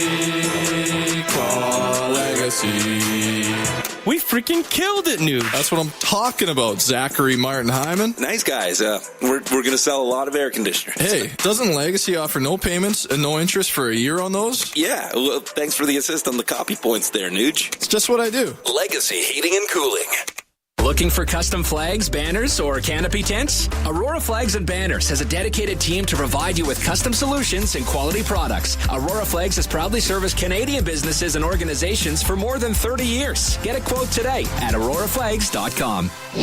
Listen on air, online, and on the Radio Player Canada app. This is the Oilers Radio Network.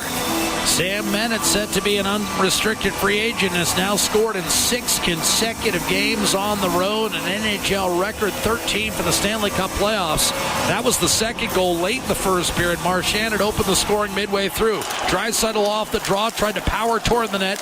He and McDavid are together 5-on-5. We'll see whether that sticks for the remainder of the hockey game, with Edmonton trailing 2-0. Bouchard to drive, deflected off a leg in front.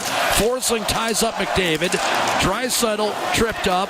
Bobrovsky able to shovel it to Sasha Barkov, who took a big hit and got it ahead for Sam Reinhart, who tapped it back to center ice. Fired back in by Draisaitl. Bobrovsky got a piece picked up by Evander Kane, the third member of this line featuring McDavid and Draisaitl, as the puck is wedged successfully down the middle, and Florida goes to work in the offensive zone with Verhaeghe and Reinhart on the right-hand side.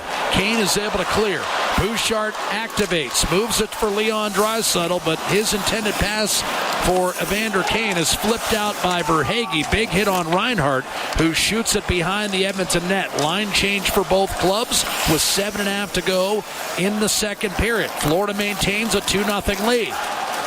This series tied at 2 games apiece. Game 6 will be Tuesday night in Sunrise at 6:20 Mountain Time. Bob and I will have it for you on the Oilers Radio Network. Connor Brown and Vasily Podkolzin trying to follow up a dump in, but Florida able to clear. Lundell to Brad Marchand, who got tied up at center, scored his 10th goal in the Stanley Cup final earlier in this hockey game. Florida's gotten the first goal in 4 straight games in this series. Here's Nico Mikkola off an Edmonton dump in to Seth Jones. On to Marchand. He'll cut to his left, roll his way through the middle at center ice, and eventually shoot from distance. And Pickard makes the save on just Florida's second shot of the period. High slot Schmidt. One-timer Jones, and that was towed aside by Pickard. Rebound available. Here's Nate Schmidt picking it up for Sam Bennett. He waits and dishes off to Rodriguez. Behind the net, poked free by Stetcher. Brown lumbers after the puck and clears. Jeff Skinner forechecking up ice, but it's down the middle for Rodriguez. Passed off to Bennett. One-timer Kachuk, and a save made by Pickard. I don't think Rodriguez realized how much room he had in the middle. Bob, if he takes it to the hole, he might have a breakaway. Here's Nate Schmidt. To Kulikov. Scrambles his way to center and fires it in. Nurse is able to cut it off over to Stetcher up the right-hand side with 6 minutes to go in period 2. Rolled off the skate of Nurse, tossed back in by Kachuk, and it's a line change for the Florida Panthers under Paul Maurice, looking for a second consecutive Stanley Cup. Gustav Forsling to Ekblad. He'll shoot it in for the Panthers. Climbed off the plexi. Stetcher unable to get it out. Panthers force it to the Oiler goal line. Nurse is there. Back to Stetcher, entangled with Nosek up the left-hand side, and worked back in for Gadjevich. He's got it right circle. Feeds the net. And a shot by Ekblad is covered by Calvin Pickard with 5:31 to play in period 2. The Panthers finally able to work the offensive zone for the first time in 10 minutes of this second period, but it's Florida maintaining a lead in Game 5 of the Stanley Cup Final. If the Panthers win, they have an opportunity to close it out at home on Tuesday night. They're 25 minutes away from doing that. 5.5 to go, period 2. It's 2-0 for Florida. This is Ford Dealers NHL Hockey, the Oilers Radio Network. Get paid to stay with Edmonton's Best Hotels. Book through edmontonsbesthotels.com and receive up to $225 in gas, meal, or cash cards. There's over 52 hotels to choose from. Edmonton's Best Hotels. Get paid to stay. Did you hear what happened to Rick while he was building his fence? Yeah, he hit a natural gas line. They had to evacuate his entire neighborhood at dinner time, too. I bet he didn't make any new friends that day. It cost him a ton to get the line repaired. I wonder why he didn't get his underground utilities marked. Don't be that person. If you're digging on your property, request a locate for natural gas lines. It's free and can prevent serious injury or financial loss. And you won't upset the neighbors. Visit clickbeforeyoudig.com. A safety message brought to you by ATCO. Pizza 73, the official pizza of your Edmonton Oilers. Loyal to the oil, in Edmonton we trust. Rising to the top like a pizza crust. Got the flavors to play, yeah. Cooking on ice. Hunger happens, gotta score a slice. Let's go Oilers, E-Town unite. Ice District to Jasper, downtown to White. Wearing orange and blue, game on the street. Make the right call, Pizza 73. Let's go Oilers! 73. to stay with Edmonton's best hotels. Book through edmontonsbesthotels.com and receive up to $225 in gas, meal, or cash cards. There's over 52 hotels to choose from. Edmonton's best hotels. Get paid to stay. All games, all season. You're listening to the Oilers Radio Network. Florida Panthers in games 5 and 7 of the Toronto series in the second round won by identical scores of 6-1, and both of those games were in Toronto, including game 7. Off the draw in the Edmonton zone, Carter Verhaeghe. Here in game 5 in Edmonton, Florida, a disappointing result in game 4 where they blew a 3-goal lead on home ice. Well, they bounced back with a vintage performance here in game 5. Long way to the finish line, though. Remember, the Oilers have 8 come-from-behind victories, matching a franchise record in the playoffs this year. Reinhart and Barkov continue to work the cycle. Finally, it's broken up by Henrique. Skinner spun and tried to hit Henrique, but that pass a little too difficult. Skinner perhaps making a more difficult play than he needed to right there, and it's icing against Edmonton. To give any kind of chance for Edmonton tonight, they cannot give up another goal in this period. They're not coming back from 3-0 down. They got to find a way. This Lundell. is an important shift here because the third line's been the top line tonight for Florida, 5-8-5. Lundell won the face-off. Forsling to Ekblad. Marchand a one-timer, and that was blocked by Wallman. Wallman, the league leader in blocks during the Stanley Cup playoffs, advanced through to Jeff Skinner. He'll flip it in and head for the bench. Frederick lost the handle, and the Panthers will break out here. Up the left-hand side, that's going to be cut off by Bouchard. Quickly on to Draisaitl, and now McDavid over the line, broken up. Well read by Gustav Forsling as he put it down the middle. A rolling puck scooped up by Bouchard with 4:20 remaining in the second period. The Oilers trail 2-0. This is Game 5 of the Stanley Cup Final with a series tied at 2 games apiece. Bouchard up the middle, broken up by Sam Bennett. At center ice, he's reeled in by Corey Perry. Moving over to make a play on the puck is Matthew Tkachuk. He'll shovel it in. Up the right-hand side, Bouchard. Cross ice, Perry. Grabbed by Ekholm. He'll steer to the red line and on to Draisaitl to Perry. A wrist shot, and he put it out of play. That puck rolling, and Perry got it up on the heel of his stick and threw it out of play. Corey Perry tonight plays his 236th career Stanley Cup playoff game, and that matches the all-time great Mark Messier. The only 3 guys who've played more in the history of the game: Chris Chelios, Nicholas Lidstrom, and Patrick Waugh. That's pretty heady company. And you know what's crazy about that is you think of 2 defensemen and how many hits the defensemen of that era absorbed on teams that were trying to get, Well, Chelios was just a different kind of human, and so was Lidstrom. Chelios played until he was your age, Bob. Face off to Bobrovsky's left-hand side. Here's Connor McDavid. Behind the net, Draisaitl. Up the right-hand side, Reinhart. Off the stick of Evan Bouchard. Tracking him down is Carter Verhaeghe. That's settled down by Sasha Barkov. Left-hand side, open man is Mikkola. He'll wind it along looking for Verhaeghe, but it's intercepted by Bouchard. McDavid and Draisaitl are still on the ice, and it's Draisaitl who will break the puck out with McDavid alongside. Ekholm hits the line, and off-balance Arvidsson does well to just control and keep it in for McDavid. Ekholm, however, misses Draisaitl. Sam Reinhart pestered by Arvidsson, and now Bouchard moves to the middle of the ice for Ekholm. Showing shot, now letting one fly, and that rebound came off the glass for Arvidsson. Sifted back, Bouchard. One-timer Ekholm and a save, Sergei Bobrovsky, and that's what he needed because Edmonton had Florida in the spin cycle there. 2:58 to go in the second period. But again, you look up at the shot clock, and the Oilers have mustered just 11 against Sergei Bobrovsky.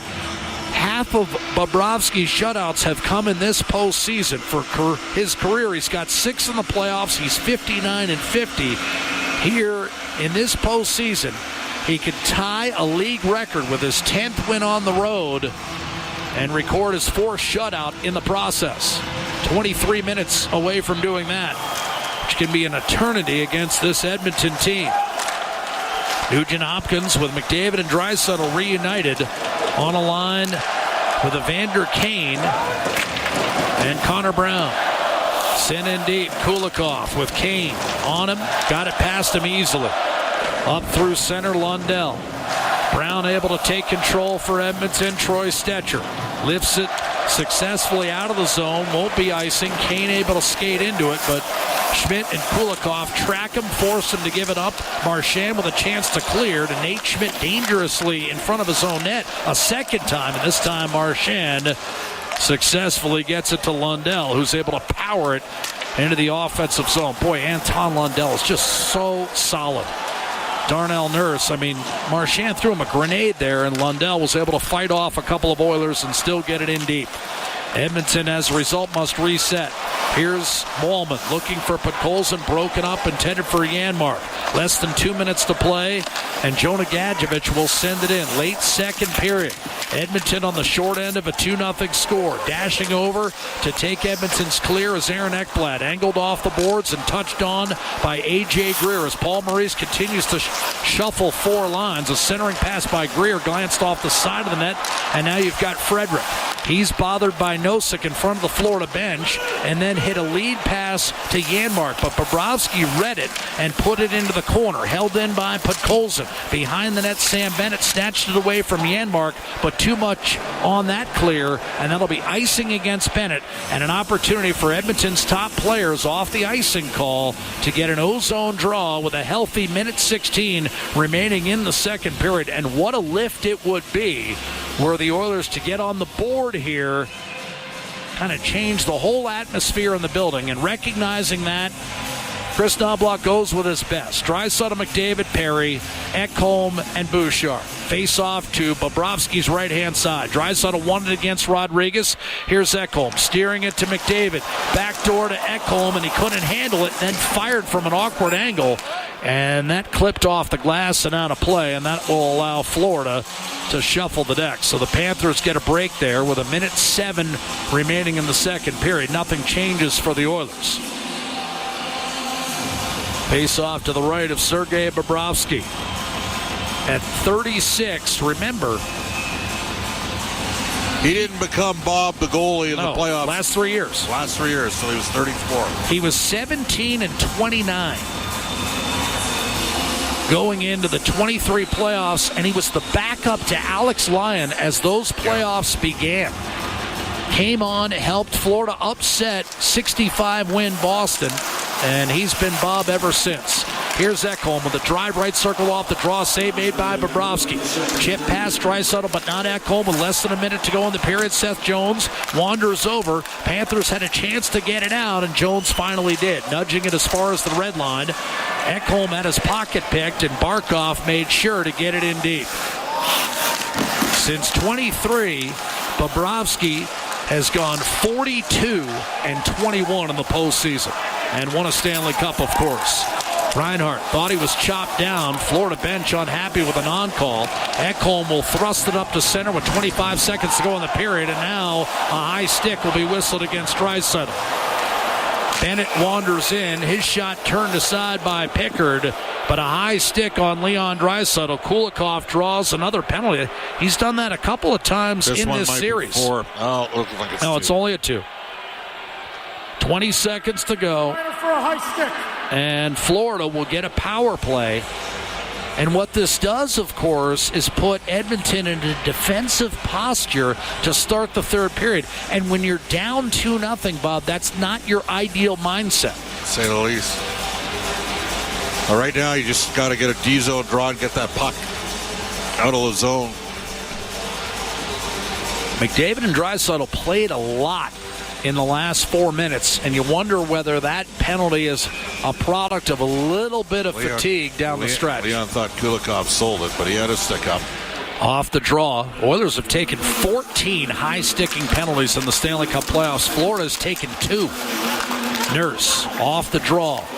Bennett tried to center. That's intercepted, and Janmark will drill it the length of the ice, and the Florida Panthers will settle for a 2-0 lead heading to the final 20 minutes. Tkachuk fires into Pickard's midsection at the horn, and the Panthers will try to close it out. Now, in Game 1, Edmonton became the first team to beat a Paul Maurice-coached Florida Panther club when trailing after 2 periods. The Panthers had ripped off 30 consecutive victories before that game. And, of course, in Game 4, while the Oilers didn't trail after 2 periods, they trailed 3-0 after 1 and battled back to win also in overtime. So there is precedence here, Bob. And it's only a 2-goal lead. It's not a 3-goal lead. But first things first, you got to kill it off or your hill becomes that much bigger. Yeah, that's a given. And I think you just got to tip your hat. This has been a clinic from Florida. They've come in here, and to me, it was all their third line. Every time they were on the ice in the first period, Lundell, Marchand, and Lil Starinen were, creating opportunities. And frankly, they missed 2 open nets. So Edmonton did have 2 chances early. Brown on a partial breakaway, and then McDavid with 2 chances in around the net. And right now, goalie Sergei Bobrovsky, looks like he's got it locked down. Edmonton's at 11 shots, Jack. To me, the only way they can win this game is if they get to... They got to double it for sure. They got to get They got to get at least 11 shots in the final period. Yeah. And ideally, you'd think to beat Bobrovsky twice, they might need 14 or so. Yep, lots of work. And Edmonton trailing 2-0. Now, here's, again, the drill. The Oilers, when trailing after 2 periods, it's remarkable. In the Stanley Cup playoffs, they're 4-5. They're nearly a 500 club when they're down after 40. That's usually a closeout situation. But, again, Edmonton has tied a club record with 8 comeback wins in these playoffs, and both of their Stanley Cup final victories have come in situations where they were down 3-1 and 3-0, respectively. Marchand and Bennett were the only 2 goals of the hockey game, and they both came in the first period. Marchand from Lundell at 9:12, Bennett from Tkachuk at 18:06. A reminder, your 50-50 jackpots are sitting at $6.7 million, and the playoff bonus jackpot is over 10.5 schmil. So get involved with your Oilers 50-50 right here, right now is the time. It'll be a Napa Auto Parts penalty kill for the Oilers to open period 3 as Leon Draisaitl will be serving a high-sticking minor for the first minute 40 of the final period as Game 5 reads Florida 2, Edmonton no score, with the series tied at 2 games apiece, and the Panthers 20 minutes away from having a chance to hoist their 2nd consecutive Stanley Cup on home ice Tuesday night in Sunrise. But that's Tuesday. There's still lots of Saturday night hockey left at Rogers Place. Bryn and Rob straight ahead. This is Ford Dealers NHL Hockey in Game 5 of the Stanley Cup Final. The Oilers Radio Network. Pizza 73, the official pizza of your Edmonton Oilers. Loyal to the oil, in Edmonton we trust. Rising to the top like a pizza crust. Got the flavors to play, yeah. Cooking on ice. Hunger happens, gotta score a slice. Let's go Oilers, E-Town unite. Ice District to Jasper, downtown to White. Wearing orange and blue, game on the street. Make the right call, Pizza 73. Let's go Oilers. 737373, Pizza 73.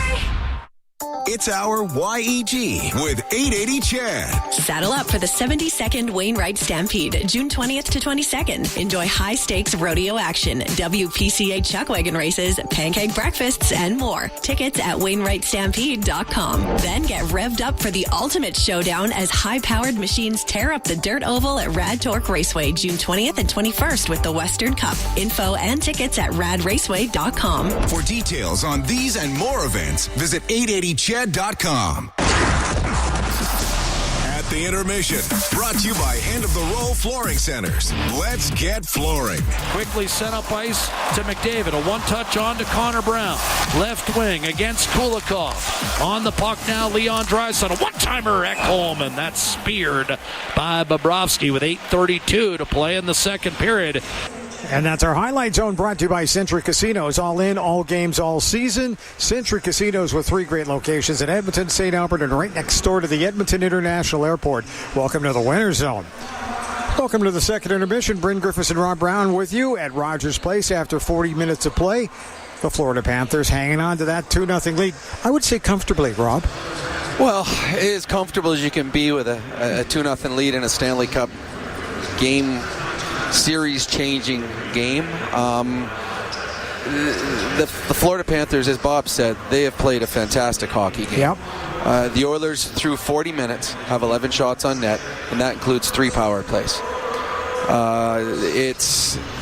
That should be the power play total with this team, the way their power play usually works. Well, yeah, and the Oilers power play, I mean, the first 2 power plays, it really didn't generate a whole lot. The third power play, they got a couple looks, but not getting anything clean. This Florida Panthers penalty killing unit is so aggressive, and you can beat it, but you need to make 3 extremely clean passes. They have to be tape to tape and quick. If there's any bobble or any hesitation, well, now you've allowed the Florida Panthers to attack the next player. And for the few times, and it has been relatively few times tonight that the Florida Panthers have made a mistake, Bobrovsky has been there, but Bob and Jack talked at the end of the period. You're not going to score, they need 2 goals in the third period. You're not going to score that on 11 shots. You need more opportunities. You got to go bulk on Sergei Bobrovsky. He is the best goalie in the world right now. He can be beat, but not with outside shots, not without bodies in front, people in the blue paint. The Oilers have played 40 minutes, and it has not been their best 40 minutes. And they need to play their best 20 minutes coming up here, or they're going to find themselves going to Florida trailing in this series. Not like they make it easy. But they don't. It's been fun to watch. It's been nerve-wracking to watch, that's for sure. Well, yeah, the stress level in Edmonton is quite high. Yes. In these last, 2 weeks. The Oilers are capable of coming back and winning this hockey game. Sure. But it starts with 1 goal. If there's 1 goal, then that gets the crowd back into it. It gets the bench into it. And now there's a little bit more stress on the Florida Panthers bench. Now, you just talked about comfortably. Now, I don't know if it's comfortable for the Florida Panthers, but there hasn't been stress. And I think that's really key, is when there's stress in a game, that's when you make mistakes. That's when someone will fan on a shot, or he'll muff a pass, or he'll overskate a puck. But right now, there has been no stress on Florida. They've had this 2-0 lead for a while. The Oilers haven't really had a lot of pressure on them. The outside of when Connor and Leon are together, the next 3 lines really haven't generated a whole lot. So it's just been a stress-free game, and you can't have those in the Stanley Cup Finals. I can tell you this, the Edmonton Oilers defense have been under stress most of this game. Oh, yeah. And so has Calvin Pickard. So the Oilers need to put more stress on the Florida Panthers, and they do get pucks in deep, get forecheck going. But so far, what has happened through the first 40 minutes, the Florida Panthers have controlled play in the offensive zone. That by the time the Oilers get it out, they're just dumping it out and changing. And then the next wave of Florida Panthers comes. So the Oilers need to have some momentum-changing shifts. They haven't had a whole lot of those. Found a better word than comfortable, methodical. That is, yes. Okay, that's 100%. The more yes. I think about it, it's just like everything is working exactly how they want it to. And it's funny, and to talk about methodical is they're in layers. So if, let's say, for example, Forsling pinches on a forward of the Oilers on Podkolzin. Podkolzin gets it past him. Well, already you got Ekblad there. He's the next layer. And when Ekblad gets there, all of a sudden he can turn. He's got Bennett, who's already standing, waiting for him for the outlet pass. So you don't see the Oilers get a puck pass, and all of a sudden they've got odd man break because there's layers of the Florida Panthers. When Connor McDavid comes out, I got past Tkachuk. Okay, here's Bennett. Now I put it up to Draisaitl. Well, now he's got Forsling on him. He gets by Forsling. Well, now there's Ekblad. So it's not, the Florida Panthers do not play you one-on-one. And a great example was late in the period. Now, it ended up being a penalty on Ekblad, but Kane's coming down. Both Ekblad and the other defenseman, I can't remember who it was, they both went to Kane. They're like, you know what? You're going to have to get it through both of us. That's just the way the Panthers play. They're that ultra-aggressive, and thus far through 40 minutes has been very effective. The Oilers were just slightly over 30% with in the face-off circle, up to 47%. But it's, you know what, when you get the man advantage, you got to win those draws. And they've been losing too many, and then the ones they've won have gone right between the 2 defensemen. It's been that kind of night. It has been. Normally, I would say that the Oilers are probably about 80% on face-offs when they're on the power play. Generally, absolutely. They rarely lose it. But they're playing against a Bennett, a Lindell, a Barkov, fantastic centerman, and they also understand the importance as a penalty killer of winning a face-off. This whole third period, it will be dictated by the first minute 40. The Oilers have to kill this penalty off. It's one thing to be down 3 with 40 minutes to go. It's another thing to be down 3 with under 19 minutes to go in a hockey game. So the Oilers penalty killing that has not had a great postseason needs to come up with a huge, huge kill to start this third period. Or the Edmonton Oilers mountain or hill will become a mountain, because the Florida Panthers may have learned their lesson on 3-goal leads. I'm not sure they're going to blow a 3-goal lead in the third period. So the Oilers need to kill this off. Florida also seem to be getting to all those loose pucks first. Those battles, they've got to start winning more of those battles. Well, they do, and it just, to me, it's fatigue. The Oilers defending, it's harder to defend to be on offense. When the Oilers are in their own zone for 45 seconds on a shift, they're exhausted. Yeah. So every time they're racing to a puck, they're one step behind, and then that just error turns into error, and all of a sudden you ice it, or you dump and change, and then here they come again. So the Oilers got to be much better. They got to get the puck out cleaner. They haven't done that tonight. I have to say it this way, but we'll see you at the next intermission or on the post game, because you never know how it's going to shake down here. At the intermission is brought to you by End of the Roll Flooring Centers. Let's get flooring. This is your Ford Dealers NHL Hockey on the Oilers Radio Network. Real Canadian Superstore has more ways to save than any other major grocer. Check out their weekly flyer for PC Optimum offers, deals on club size, no name, and always low-priced everyday items. Visit in-store to find everything from fashion and home decor to toys and electronics. And don't forget their new Fresh Promise on produce. If your produce isn't fresh, they'll replace it and refund it. There are so many ways to save at Real Canadian Superstore. See their flyer for details. When was the last time your electricity and natural gas provider made you feel like this?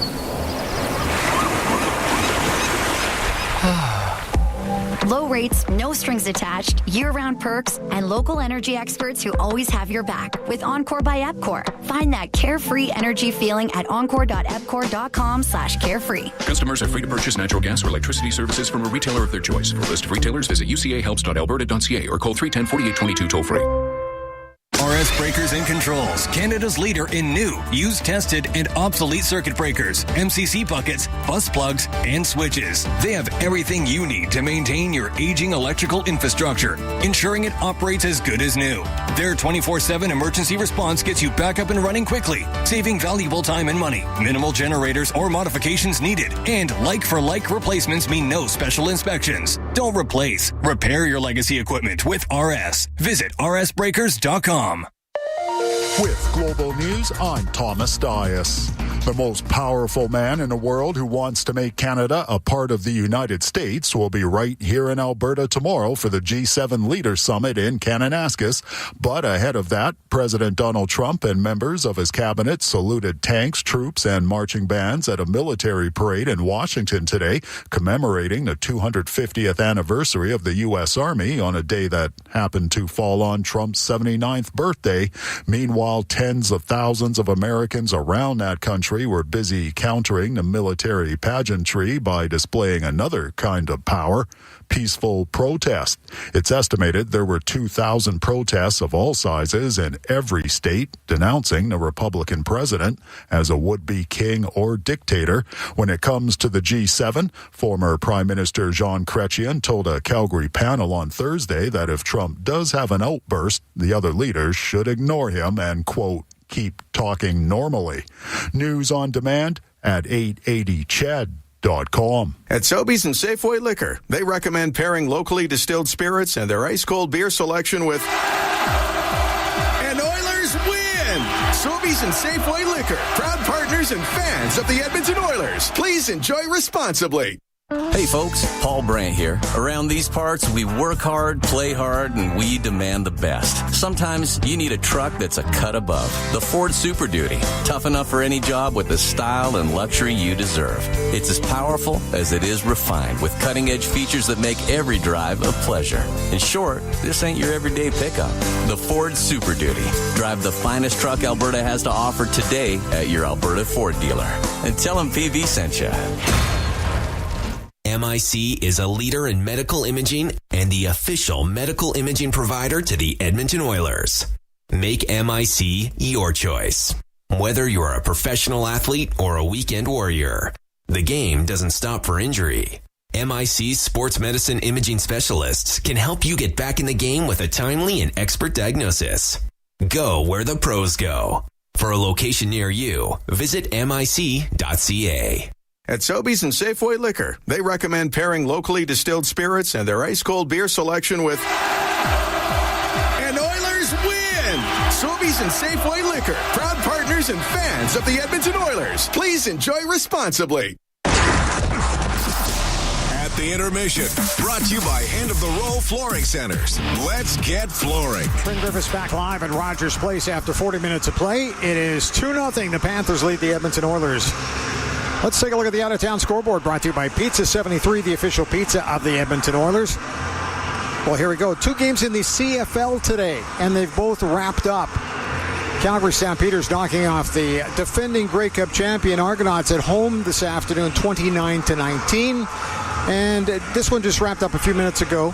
Saskatchewan Roughriders hanging on, and they were hanging on towards the end to beat the Tiger Cats in Hamilton 28-23. Elks' first home game of the season goes Thursday night. The Montreal Alouettes will be in town, and we'll have all the action for you right here on 880 CHED. The out-of-town scoreboard is brought to you by Pizza 73, the official pizza of the Edmonton Oilers. The third period, and it's going to be a tense one, is up next. At the intermission is brought to you by End of the Row Flooring Centers.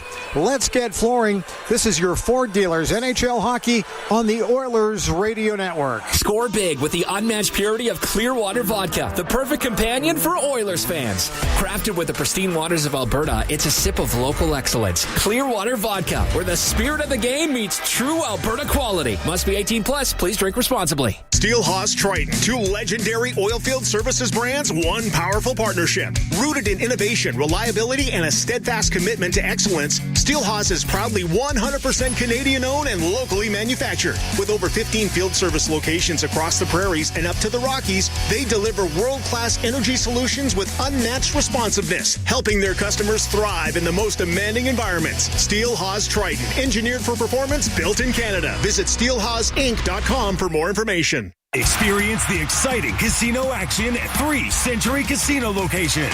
Edmonton, St. Albert, and Century Mile. Dine at one of their amazing restaurants featuring daily specials. Take in the ultimate game day experience at the all-new Selly Sports Bar and Lounge. Check out the best in live entertainment at any amazing location. Plus, enjoy a great selection of casino gaming options and off-track betting. Feel the thrill of live horse racing at Century Mile Racetrack. Don't miss a second of the action at Century Casino. Score big with the unmatched purity of Clearwater Vodka, the perfect companion for Oilers fans. Crafted with the pristine waters of Alberta, it's a sip of local excellence. Clearwater Vodka, where the spirit of the game meets true Alberta quality. Must be 18 plus. Please drink responsibly.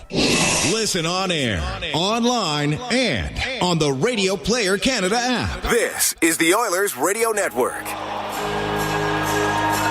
The Edmonton Oilers will be shorthanded as we begin this third period. High atop Rogers Place from your Legacy Heating and Cooling broadcast booth. The only 2 goals of this hockey game came in the first period.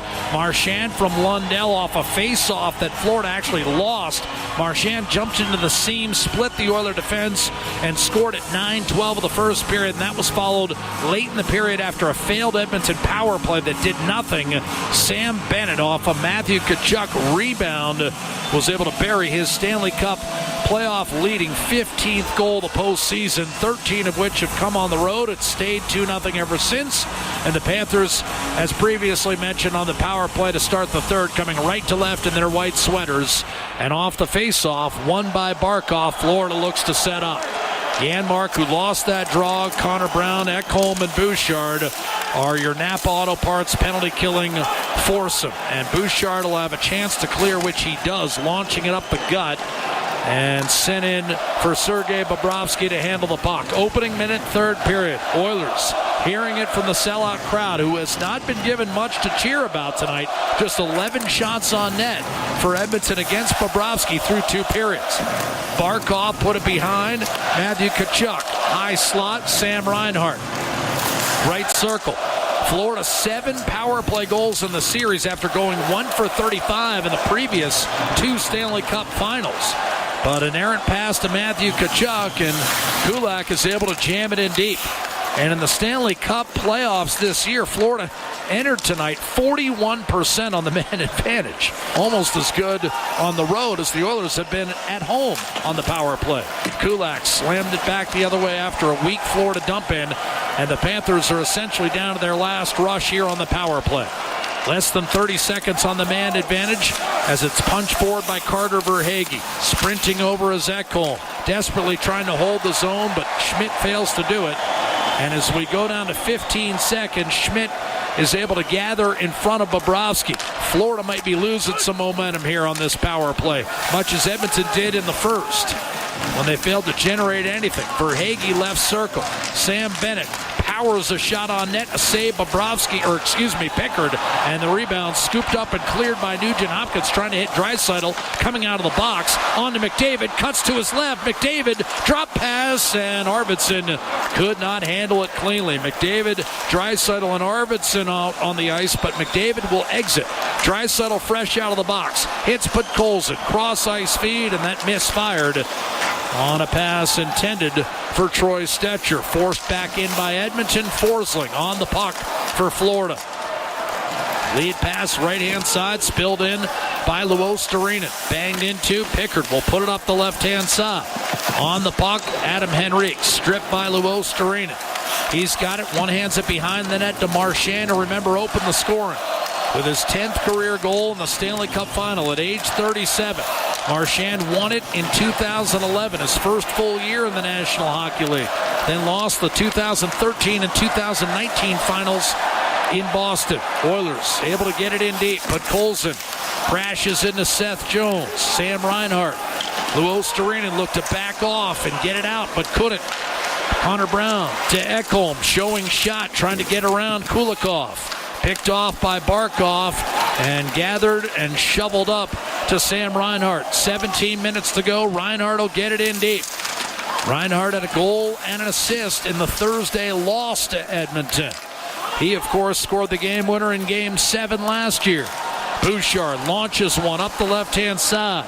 Nate Schmidt able to collect. Pitchfork back in by Verhaeghe. Matthias Ekholm gave it back to Verhaeghe at center. He'll fire it in deep. Florida line change. Oilers have had 3 chances to put pucks in the net. Haven't been able to. 3.5 gone by in the second period.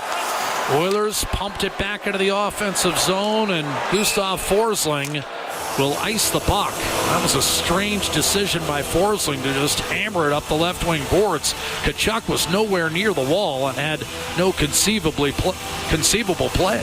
Jack, I think the Oilers got to show greater desperation with their shot selection. You're down 2-0. You got 11 shots on goal, 43 minutes into this game. Can't pass off anything. Get it to the net, attack the net, create chaos. Draisaitl, McDavid, and Perry out. Face-off won by Draisaitl. Wallman tried to scoot it across, and that was deflected, and Wallman will collect back in his own blue line. Jake Wallman put Edmonton ahead 4-3 late in Game 4. Reinhart tied it with less than 20 seconds to go, and Draisaitl won it in overtime. And here he steamrolls Aaron Ekblad on his way to the corner. Forsling to Tkachuk, on to Sam Bennett, and here come the Panthers, right to left. The defending Stanley Cup champions. On the puck is Rodriguez, centering pass, and that sails out. Seth Jones kept it alive for Bennett. On his backhandle, shovel it down low. Rodriguez let it go through to Brad Marchand. Mikkola steps up, and the puck nudged in front, taken by Wallman.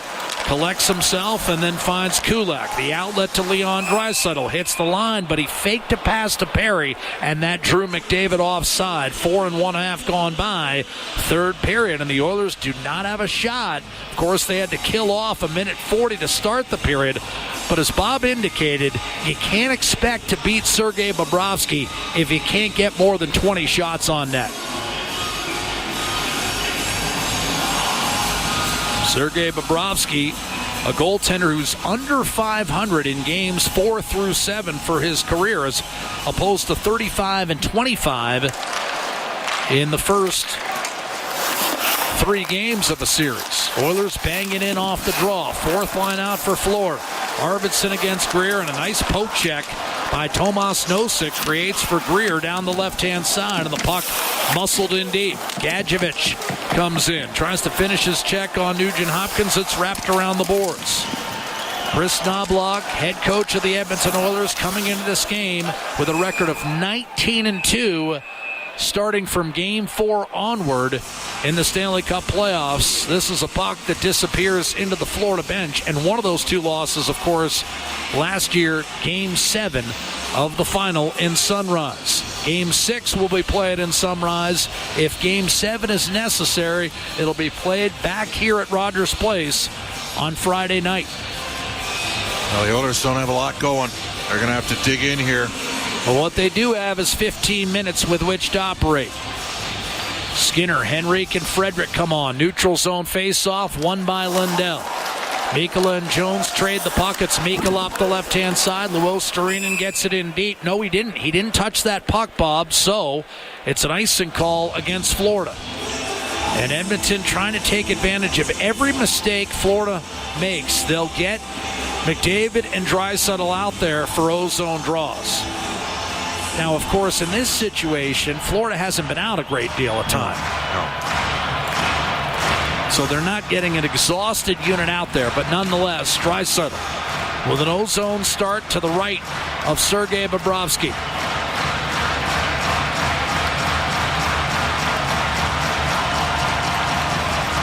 Lundell on the face-off for Florida. Marchand had a chance to clear, and it's waved at and moved up by Luostarinen. Marchand ducks inside Wallman to the net. Backhander score! 3-0 Florida. Brad Marchand, second of the game, sixth of the series, and 10th of the playoffs. They've scored 2 goals off of sequences where Edmonton won the face-offs. One in the neutral ice and one back in the D zone. And Brad Marchand, he has been unreal. I mean, that's just a one-man goal. And he skates through Wallman and Bouchard, who have not played a lot together. Luostarinen was the trigger man. And then Marchand finishes. And I know the Conn Smythe is for the winner of the overall Stanley Cup playoffs, but right now, the best player in the Stanley Cup final has been Brad Marchand. It has been. Oilers down 3-0. Kulak off the center ice draw, moves it to Ekholm. His shot blocked by Ekblad. We'll see how Florida handles this and whether the Panthers get conservative. Ekholm slide step to his left. A shot fought off by Bobrovsky. Rebound, Podkolzin. Edmonton's desperation level. Must reach massive heights right now. Barkov peels away from Frederick and guides one in from center. Luostarinen credited with the lone assist. Pickard gives way to Kulak under pressure from Matthew Tkachuk. Wallman, a strike to the middle, fed along, a tough one-bouncer handled by Bobrovsky. Up the left-hand side for Schmidt, onto Rodriguez, and Tkachuk makes certain of a clear inside the Edmonton line. Nurse bottled up as he tried to move it. Kulikov may be guilty of an icing here. No, they'll wave it off. It drops dead at the goal line. Wallman was checked by Bennett. Over to Darnell Nurse. Middle of the ice, Connor Brown breaks loose. Brown pulls up left wing. Out there with the Janmark and Skinner. On to Wallman to drive. A save, Bobrovsky. Rebound down and out was Bobrovsky, but there's that man again. Brad Marchand comes up with a puck. Skates down the left wing. Again to the middle this time. He coughs it up. A steal by Brown. Slithers one ahead for Connor McDavid. He's by Seth Jones. A backhander on net. A save made by Bobrovsky. Draisaitl with a rebound in his grasp. 7 minutes gone by, third period. Florida has built its lead to 3-0. Corey Perry cut off in the middle by Seth Jones, and a toss inside the Oiler blue line. Jones and Perry were briefly teammates on the Chicago Blackhawks, remember last year. Bouchard to Leon Draisaitl, left wing for Ekholm. He'll wind it around for Perry. Lets it go through to Bouchard. Right point on to Connor McDavid. A one-timer by Bouchard. Got through. A save Bobrovsky. McDavid feeds Ekholm on to Bouchard. Steps up back to McDavid. To the net. Scores!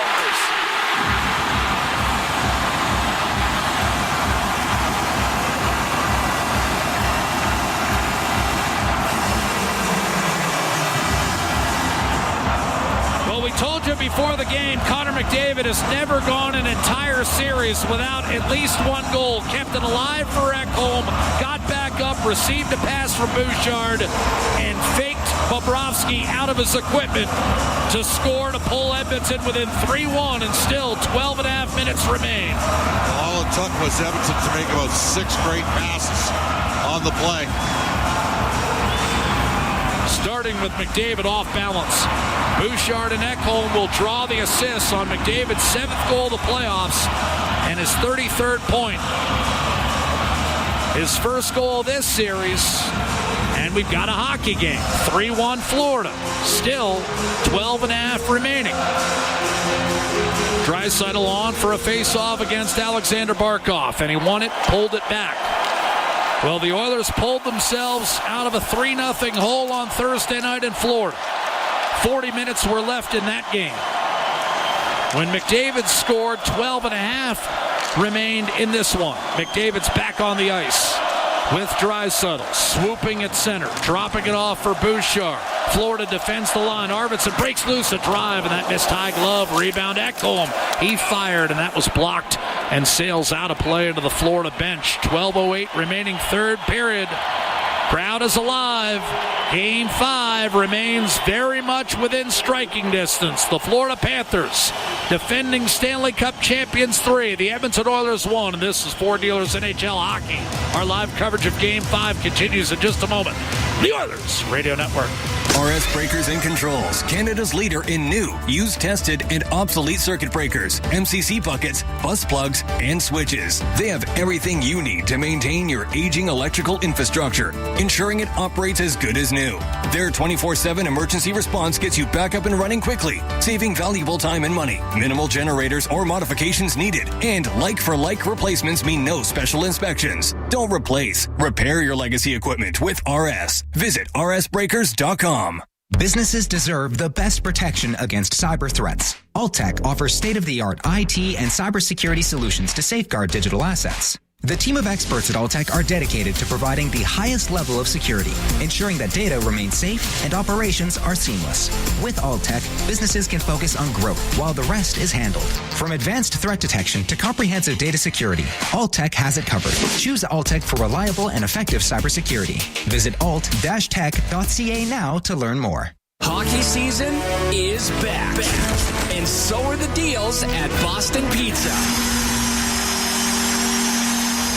Cheer on your team while ordering off their game day menu, or come in and see what great promotions they have going on. At Boston Pizza, they always have something craveable for you to enjoy. Boston Pizza, proud partner of the Edmonton Oilers. Cheers to a great hockey season. All games, all season. You're listening to the Oilers Radio Network. McDavid, Draisaitl, and Perry come out of the television timeout for an ozone draw, and we're going to see a lot of that down the stretch. Ekholm and Bouchard defensively as the Oilers understandably loading up here, trying to dig their way out of a 3-0 hole. McDavid has gotten one back, but off the draw, Jones up to Sam Reinhart. He'll shoot it in. Carter Verhaeghe freeing it up for Barkov behind the net. Verhaeghe. Crowd is alive. Centering pass. Reinhart, a wrist shot, score. And Florida regains a 3-goal lead. Reinhart quiets the crowd from the left circle with a rip job. His 7th of the playoffs. And Pickard, I'm not sure, ever saw that puck. 4-1 Florida, 11:50 to play. You're right, Jack. A double screen there from the Edmonton Oilers, but the Florida Panthers, Barkov wins a puck battle down low. Verhaeghe with the flyby on the net front. It's 4-1. You know, the one thing about the way Game 3 devolved, Bob, was it got Reinhart off the schneid. And I thought that might have been dangerous. And the way Reinhart can shoot it, a guy with 96 goals over his last 2 regular seasons, you get him going if you're Florida, and it's an added weapon. Marchand off the center ice draw, moves in from the right-hand side. Here's Evander Kane, lead pass, broken up at center. So the Florida Panthers, less than a minute, Bob, 46 seconds after the goal from McDavid, able to get back on top 4-1. Now Matthew Tkachuk in on the forecheck along the end boards. Crowding the Edmonton zone, creating for Rodriguez. Left circle shot, save, Pickard, rebound snatched away by Nugent Hopkins. Up to Evander Kane, off the boards and out. That will be played by Schmidt ahead of Arvidsson. And Dmitry Kulikov, originally a first-round pick of the Panthers, now in a second stint with the team, shoveling it back through center. Here's Bouchard. Around the right-hand side. Came off a Reinhardt stick. Here's Evander Kane. His shot deflects and ends up rocketing out of play with 10:45 remaining in this third period. So now, through 50 minutes, there's no question who the better team's been tonight. The Oilers trail 4-1.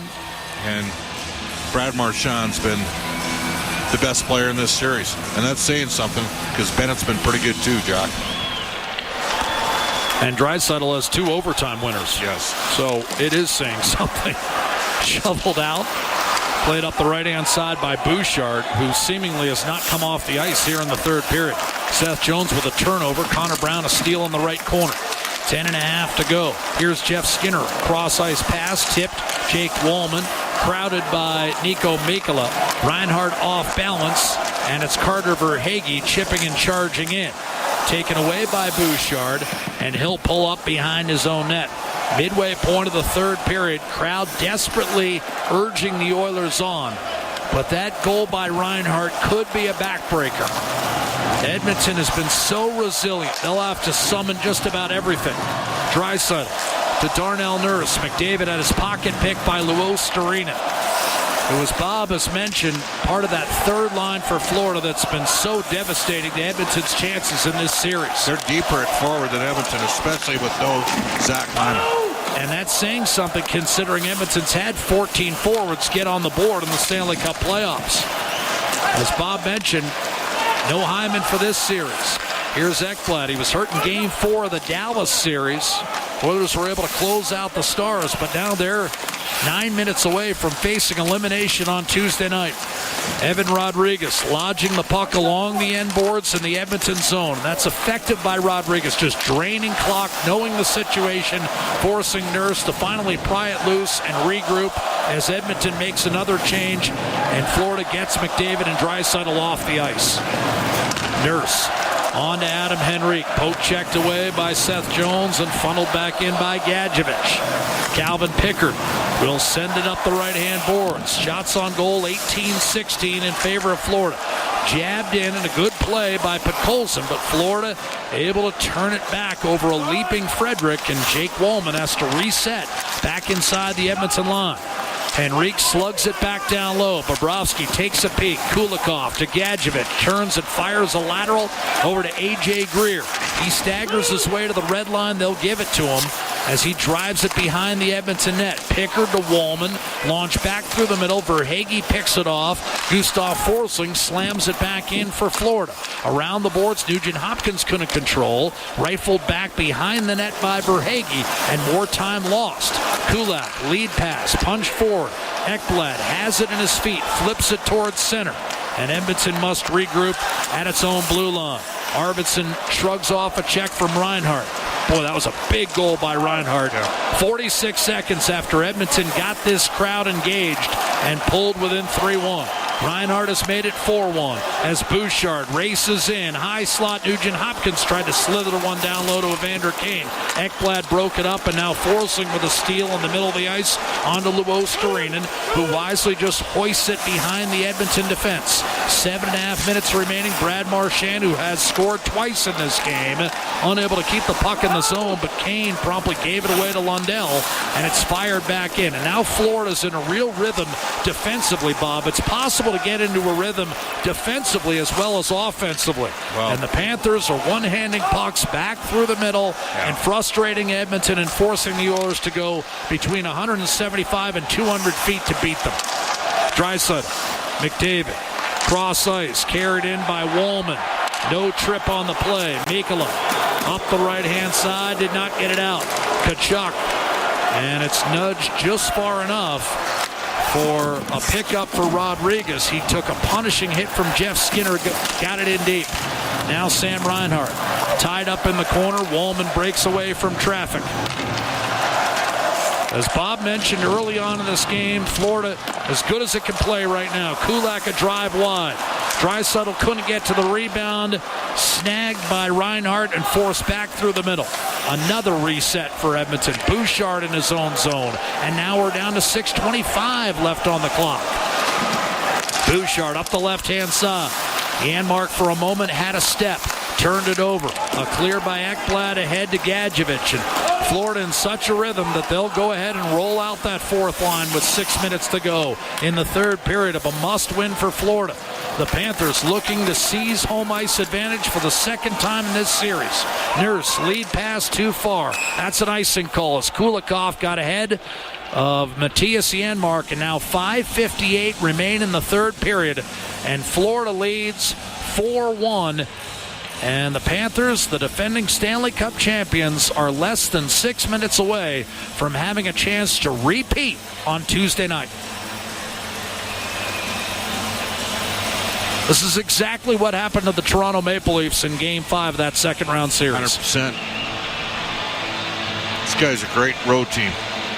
Lundell wins the faceoff. If Florida closes it out, the Panthers will be 10-3 on the road. Remember, this is only the second time in the history of the Stanley Cup Final that two teams meet without having had home ice in any of the first three rounds. A weak shot from the right circle by Luostarinen is handled by Calvin Pickard, who has 14 stops tonight, but his team trails 4-1. 5:46 left in the third period.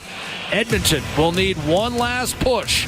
Rogers Place, Game 5, the Stanley Cup Final continues with Ford Dealers NHL Hockey. The Oilers Radio Network. Did you know the RCMP polices over 99% of Alberta's landscape? From the oil sands to the Rockies to the prairies, the RCMP has a province covered. Providing policing services to more than 1,700 communities and with over 150 career specializations, the Alberta RCMP has something to fit everyone's goals and lifestyles. Visit rcmpcareers.ca and take the next step towards your career with the Alberta RCMP. A message from the Government of Canada. Hey, Edmonton. Ever think about who gets your hard-earned money when you buy groceries or gas? For all you know, it could be buying a second yacht or private jet. But at Co-op, they put it right back into the community. That's because they're owned by 120,000 everyday Edmontonians, not a corporation. Feel good about where your money goes when you shop Co-op. Visit in store for details. Do you have tickets to an upcoming event at Rogers Place that you can't attend? Donate your tickets to the Edmonton Oilers Community Foundation Seats for Kids program, presented by Eagle Builders. Seats for Kids provides unused game tickets for charities, allowing children and families to enjoy hockey at Rogers Place. And for many, a once-in-a-lifetime opportunity. To be a part of the Seats for Kids program presented by Eagle Builders, please email edmonton@kidsupfront.com. That's edmonton@kidsupfront.com. Listen on air, online, and on the Radio Player Canada app. This is the Oilers Radio Network. Florida 4, Edmonton 1. Well, we gave the Edmonton Oilers a lot of credit for getting up off the deck on Thursday night, Bob. And tonight, what we've seen through basically 54 minutes is that momentum indeed has not carried over one iota. And the Stanley Cup champion Florida Panthers, Bob, a worthy champion. Right now, they look like they're the better team. Verhaeghe shovels it down low. Remember, Edmonton's wins in this series have come in games in which they've trailed and eventually won in overtime. This would be Florida's second win in regulation in this series. Yep. And the other game, they were 18 seconds away from closing that game out in regulation before Perry tied it. Wallman up to Perry, on to Connor McDavid. Here comes Edmonton's last push, and McDavid bounced it off the end boards. That fooled Bobrovsky, came back between the wickets. But it's been Florida's night, and now Pickard will leave for an extra attacker. With 4 minutes and 50 seconds to go, a Florida clear leads to a Bouchard reset, and McDavid fires it in deep. Down 3, Edmonton's not wasting any time. The extra attacker is on. A strip. A quick shot off the post. Hitting the post was Ryan Nugent-Hopkins. Slashed it back to Bouchard. Across to Ekholm. And now mishandled for a moment by McDavid. Sealed against the boards by Jones. Nugent-Hopkins won a battle to force it out to Bouchard. Ekholm in the high slot. Gets it back from Bouchard. Now it's McDavid. Cross ice deflected. Luostarinen has an empty net. Moves it, then gets it back at center. On to Marchand. A backhander toward the empty net. That sailed wide. Grabbed by Bouchard and a reset for Ekholm with 4 minutes to go. Edmonton has to change. Draisaitl stays out there with the tireless McDavid and fires it toward McDavid. But it's bumped off his stick. Somehow he finishes his check on Ekblad and allows Draisaitl second life. Bouchard across to Brett Kulak. And now McDavid centers off the pads of Bobrovsky, loose and nudged wide with 3:40 remaining. The Panthers can't clear. McDavid won another battle. Draisaitl guides it back. Bouchard shot booted away by Barkov. Heck of a block, forcing Edmonton to tag back onside, and Brown is offside with 3.5 to go in the third.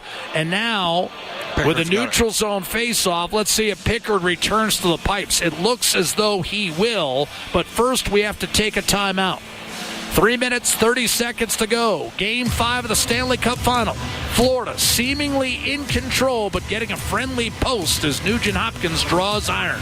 It's 4-1 Panthers, and this is 4 Dealers NHL Hockey, the Oilers Radio Network. Get paid to stay with Edmonton's best hotels. Book through edmontonsbesthotels.com and receive up to $225 in gas, meal, or cash cards. There's over 52 hotels to choose from. Edmonton's best hotels. Get paid to stay. Our people, our team. It's what business owners almost always say is their most important resource. But strong businesses don't just find great people. They make sure their teams stay healthy, engaged, and performing at their best. A benefits plan from Alberta Blue Cross is more than just drug and dental. They support the whole person with flexible coverage levels that fit the size and circumstance of your business. Find a plan that gets results at ab.bluecross.ca. Play Alberta has hundreds of casino games right at your fingertips. Join thousands discovering why Fortune Coin is one of Alberta's most popular games. Fill your reels with golden coins. Multiply your prizes up to 6 times and turn good spins into legendary ones. Land the Fortune Coin symbol to win cash. Trigger the jackpot. Launch the free spins bonus and watch as the dragon takes over your screen. New players get 100 free spins only on playalberta.ca. Claim your offer today. If you gamble, use your game sense. Get paid to stay with Edmonton's best hotels. Book through edmontonsbesthotels.com and receive up to $225 in gas, meal, or cash cards. There's over 52 hotels to choose from. Edmonton's best hotels. Get paid to stay. All games, all seasons. You're listening to the Oilers Radio Network. Pickard for now between the hash marks. A face-off at center. Barkov will take it against Draisaitl, whose stick snaps in half. Draisaitl out there with McDavid and Nugent-Hopkins, Darnell Nurse and Evan Bouchard. That's the Edmonton 5. 3.5 to go. Florida 4, Edmonton 1 here in Game 5 of the Stanley Cup Final. Panthers took a 2-0 lead after one, made it 3-0 early in the third. McDavid gave the Oilers some life 2 minutes after Marchand's second of the night with his first goal of the series. But 46 seconds later, Sam Reinhart came right back with a goal for Florida. And now all of a sudden, Reinhart has scored in 3 straight games in this series. Off the draw, McDavid busting down the right-hand side. On his backhand, no shot. Fires a dart to Draisaitl, who mishandles for a moment. Nurse to the corner. Corey Perry, the extra attacker, on. Draisaitl tried to center. That deflected up top. A drive score! Corey Perry cuts it to 4-2, and there's still more than 3 minutes left in this game. No one's leaving. Does he put the puck on the net? Perry's 10th of the Stanley Cup playoffs and his 9th career goal in a Stanley Cup final. Only Draisaitl and Bennett have more goals than Corey Perry in the Stanley Cup playoffs. And Bobrovsky, I think, was screened by his own man. Time 16:47. And the Oilers have life. Nothing comes easy in this series. Certainly not if you're Florida, who've already seen 3 and 2-goal leads disappear. 6-on-5 goal for Edmonton. Can the Oilers find 2 more? Nurse up the left-hand side for Draisaitl. Less than 3 minutes to go. He hits Connor McDavid, churning his legs. Drops it off. Stolen and cleared back the other way. Settled by center, and that was ruled to have been played with a high stick by Darnell Nurse. Now Draisaitl and Nurse, by the way, with the assists on the Perry goal. So with 2:48 to go in a neutral zone faceoff, not only is the play whistled down, but Pickard's got to go back in. Draisaitl, McDavid, Nugent Hopkins, Woolman, and Bouchard. 2:48 to go. Florida controls and then shoots it in from center. Gustav Forsling looking to drain some clock. Woolman hemmed in by Reinhart and Sam Bennett. Forced free to Leon Draisaitl. Snaps a pass ahead for Nugent Hopkins. Poke checked away by Forsling, and it's another regroup for Bouchard. Still 5-on-5. Now Pickard heads for the bench. Draisaitl dashes down the right-hand side. A backhander short-sided to save Bobrovsky. Florida failed to control the rebound, so it's McDavid. On to Bouchard. Woolman put it off the end boards. Perry behind the net. Sets it up for Draisaitl. Barkov challenges. Shot saved. Bobrovsky. Rebound chipped just wide of the net by Perry. What a smart play. Bouchard could not hold the zone. I mean, Perry with such soft hands around the net. What a heady play. Didn't pay off. Woolman shovels it in. Bobrovsky will reverse over to Aaron Ekblad. He's got a chance to clear and wedges it softly back to center. Minute 50 to go. It's still 4-2 Florida. Draisaitl to McDavid. Swatted off his stick. Luostarinen flicks a backhander up ice. Too much on it. This will be icing against Florida with a minute 39 to go in the third period. The Oilers, they may have no other option to take a timeout themselves here, even though that would give Florida a breather. They could roll over fresh players, and that's what they're showing here, but my gut tells me we're still going to see a timeout here. I don't think Edmonton's going to keep this play moving. Right now they've got Skinner, Kane in the vicinity, and it is indeed timeout Edmonton. Florida, of course, can't take a timeout, having iced the puck. But with a minute 39 to go in the third, the Oilers will, and quite frankly, I don't blame them, Bob. Yeah. That's probably the direction you have to go. So now, obviously, it starts with a face-off win, but you're still in the game. You're still taxing Florida's top players, and you're still letting the defending champions know nothing's going to come easy in this series. Florida's had trouble closing Edmonton out, and that hasn't been the case against any of its prior playoff opponents. It'd be a miracle if Edmonton could find a way to get 2 here. The problem is, this is the best defensive team in the playoffs. Got to get an ozone face-off win on the draw. Having said that, the Oilers have tied the Panthers already in this series. They tied LA extremely late. So it's not over. 6-on-5. Draisaitl will take the draw. McDavid between the hash marks. On the half wall, Nugent Hopkins and Perry up top. Woolman and Bouchard, the big blast from the point. Barkov won the face-off. I think we're going to drop this again. And this has been a continual theme whenever Leon Draisaitl's been involved in a face-off all season long, Bob. Yeah. From regular season game 1 to now. Here we go. To Bobrovsky's right. Barkov and Draisaitl. And off the draw, it's loose. Loading up, dishing off. Bouchard, a shot, a save. Bobrovsky.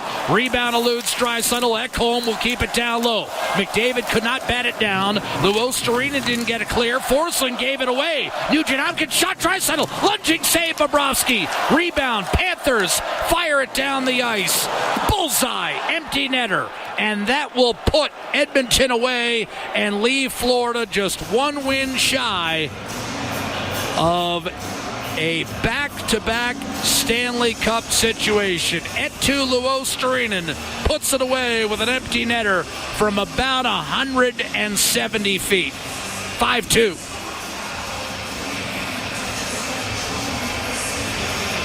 Unfortunately, too little, too late for the Oilers. Put themselves in a tough spot. Heck of a push here, but Lundell with an assist. Marchand a pair of goals. Luostarinen a goal and an assist. That line, Jack. 18:41 time of the empty netter for Luostarinen. It'll be an unassisted empty netter, and now we'll play out the final minute 15. Frederick walks in with his team down 5-2. Over to Janmark. Looking for the wraparound. Not there. Out to Troy Stetcher. Podkolzin. Left side. Kulak a slap shot to save Bobrovsky with 56 seconds to play in the third period. It's 21 shots for Edmonton in this game. 10 in the third period. But I think you just said it. Too little, too late. Yeah. Ultimately, to allow Bobrovsky to settle in facing just 11 shots in the first 40 minutes, not ultimately a recipe that you can count on.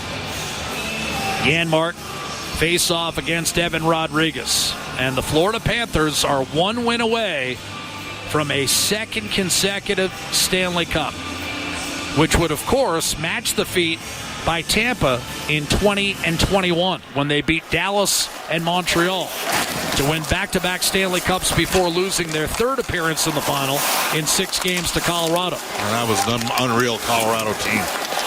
Deepest team that's won in the last 5 or 6 years. Maybe till this team. Florida's Nico Mikkola up to center ice off the draw. Rodriguez will calmly just dump it in. Stetcher back together, final 30 seconds. Oilers will be playing for their playoff lives for the first time in this postseason. Tuesday night, we'll have it for you, 6:20 Mountain Time, Game 6 of the Stanley Cup Final. Bob will join me live at Amerant Bank Arena. Final 15 seconds. One more dump in by Florida. Kulak will skate out the remaining time. Some pushing and shoving at center. And ultimately, not much is going to develop out of this one. Actually, there is a whistle with 5 seconds to go. Janmark's. They're just telling them to run the clock. Yeah, Wes McCauley just said run it. And they run it down to 0. Even though the puck was not officially in play. More pushing and shoving, but ultimately, the Panthers will retire to their dressing room, and they'll get on the 5-hour flight back to Sunrise tomorrow, knowing that they're 60 minutes away from closing out Edmonton again and winning a second consecutive Stanley Cup. Meanwhile, the Oilers, well, they must do what Toronto did in the second round, and that's win on the road to force a Game 7 back at home. That's the carrot for the Oilers. It's about winning one game and creating a Game 7 opportunity on home ice next Friday night. But in order to do that, they're going to have to play their best game of the year Tuesday, when you and I have the call at 6:20 Mountain. Second and third power plays of the game. They had nothing going in their first power play in the first period, but their second and third power plays, they couldn't get a ricochet or a deflection, and Bobrovsky ended up fighting it off. And Brad Marchand was fantastic in tonight's game. You got to tip your hat to him. But this was a game that Florida grabbed a stranglehold and never let go. They just suffocated the life right out of the Oilers. The key was Reinhart. That's a big goal by Sam Reinhart. Less than a minute after the McDavid goal, this building was abuzz and perhaps sensing another improbable comeback. Yeah, but the Oilers, I mean, they've just been destroyed in the first. It's funny, they were destroyed at home in the second period in Game 1 and Game 2, but since then, it's been all Florida in the first period, Jack. Well, Draisaitl got the first goal of the series. Remember, to open the Stanley Cup Final, he scored 66 seconds in. And since then, Florida's gotten the first goal 4 straight times. And ultimately, if you look at this series, you know, Florida... They've scored 2 goals in every game in the first period. 7-0 the last 3 games in the first period.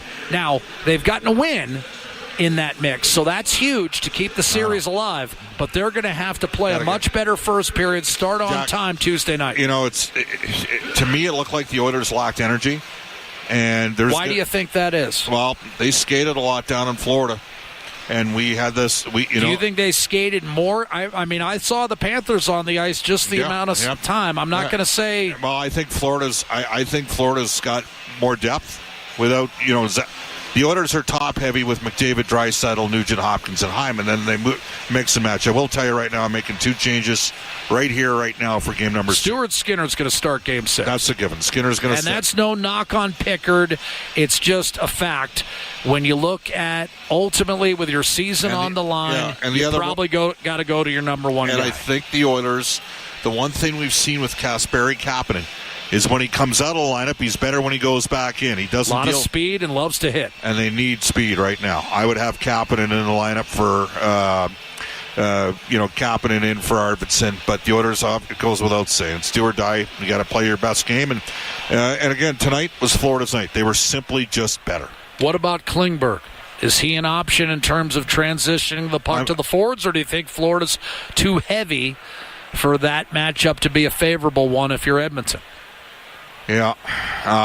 What's your take on that? I think that's the other guy who's played in the final. Yep.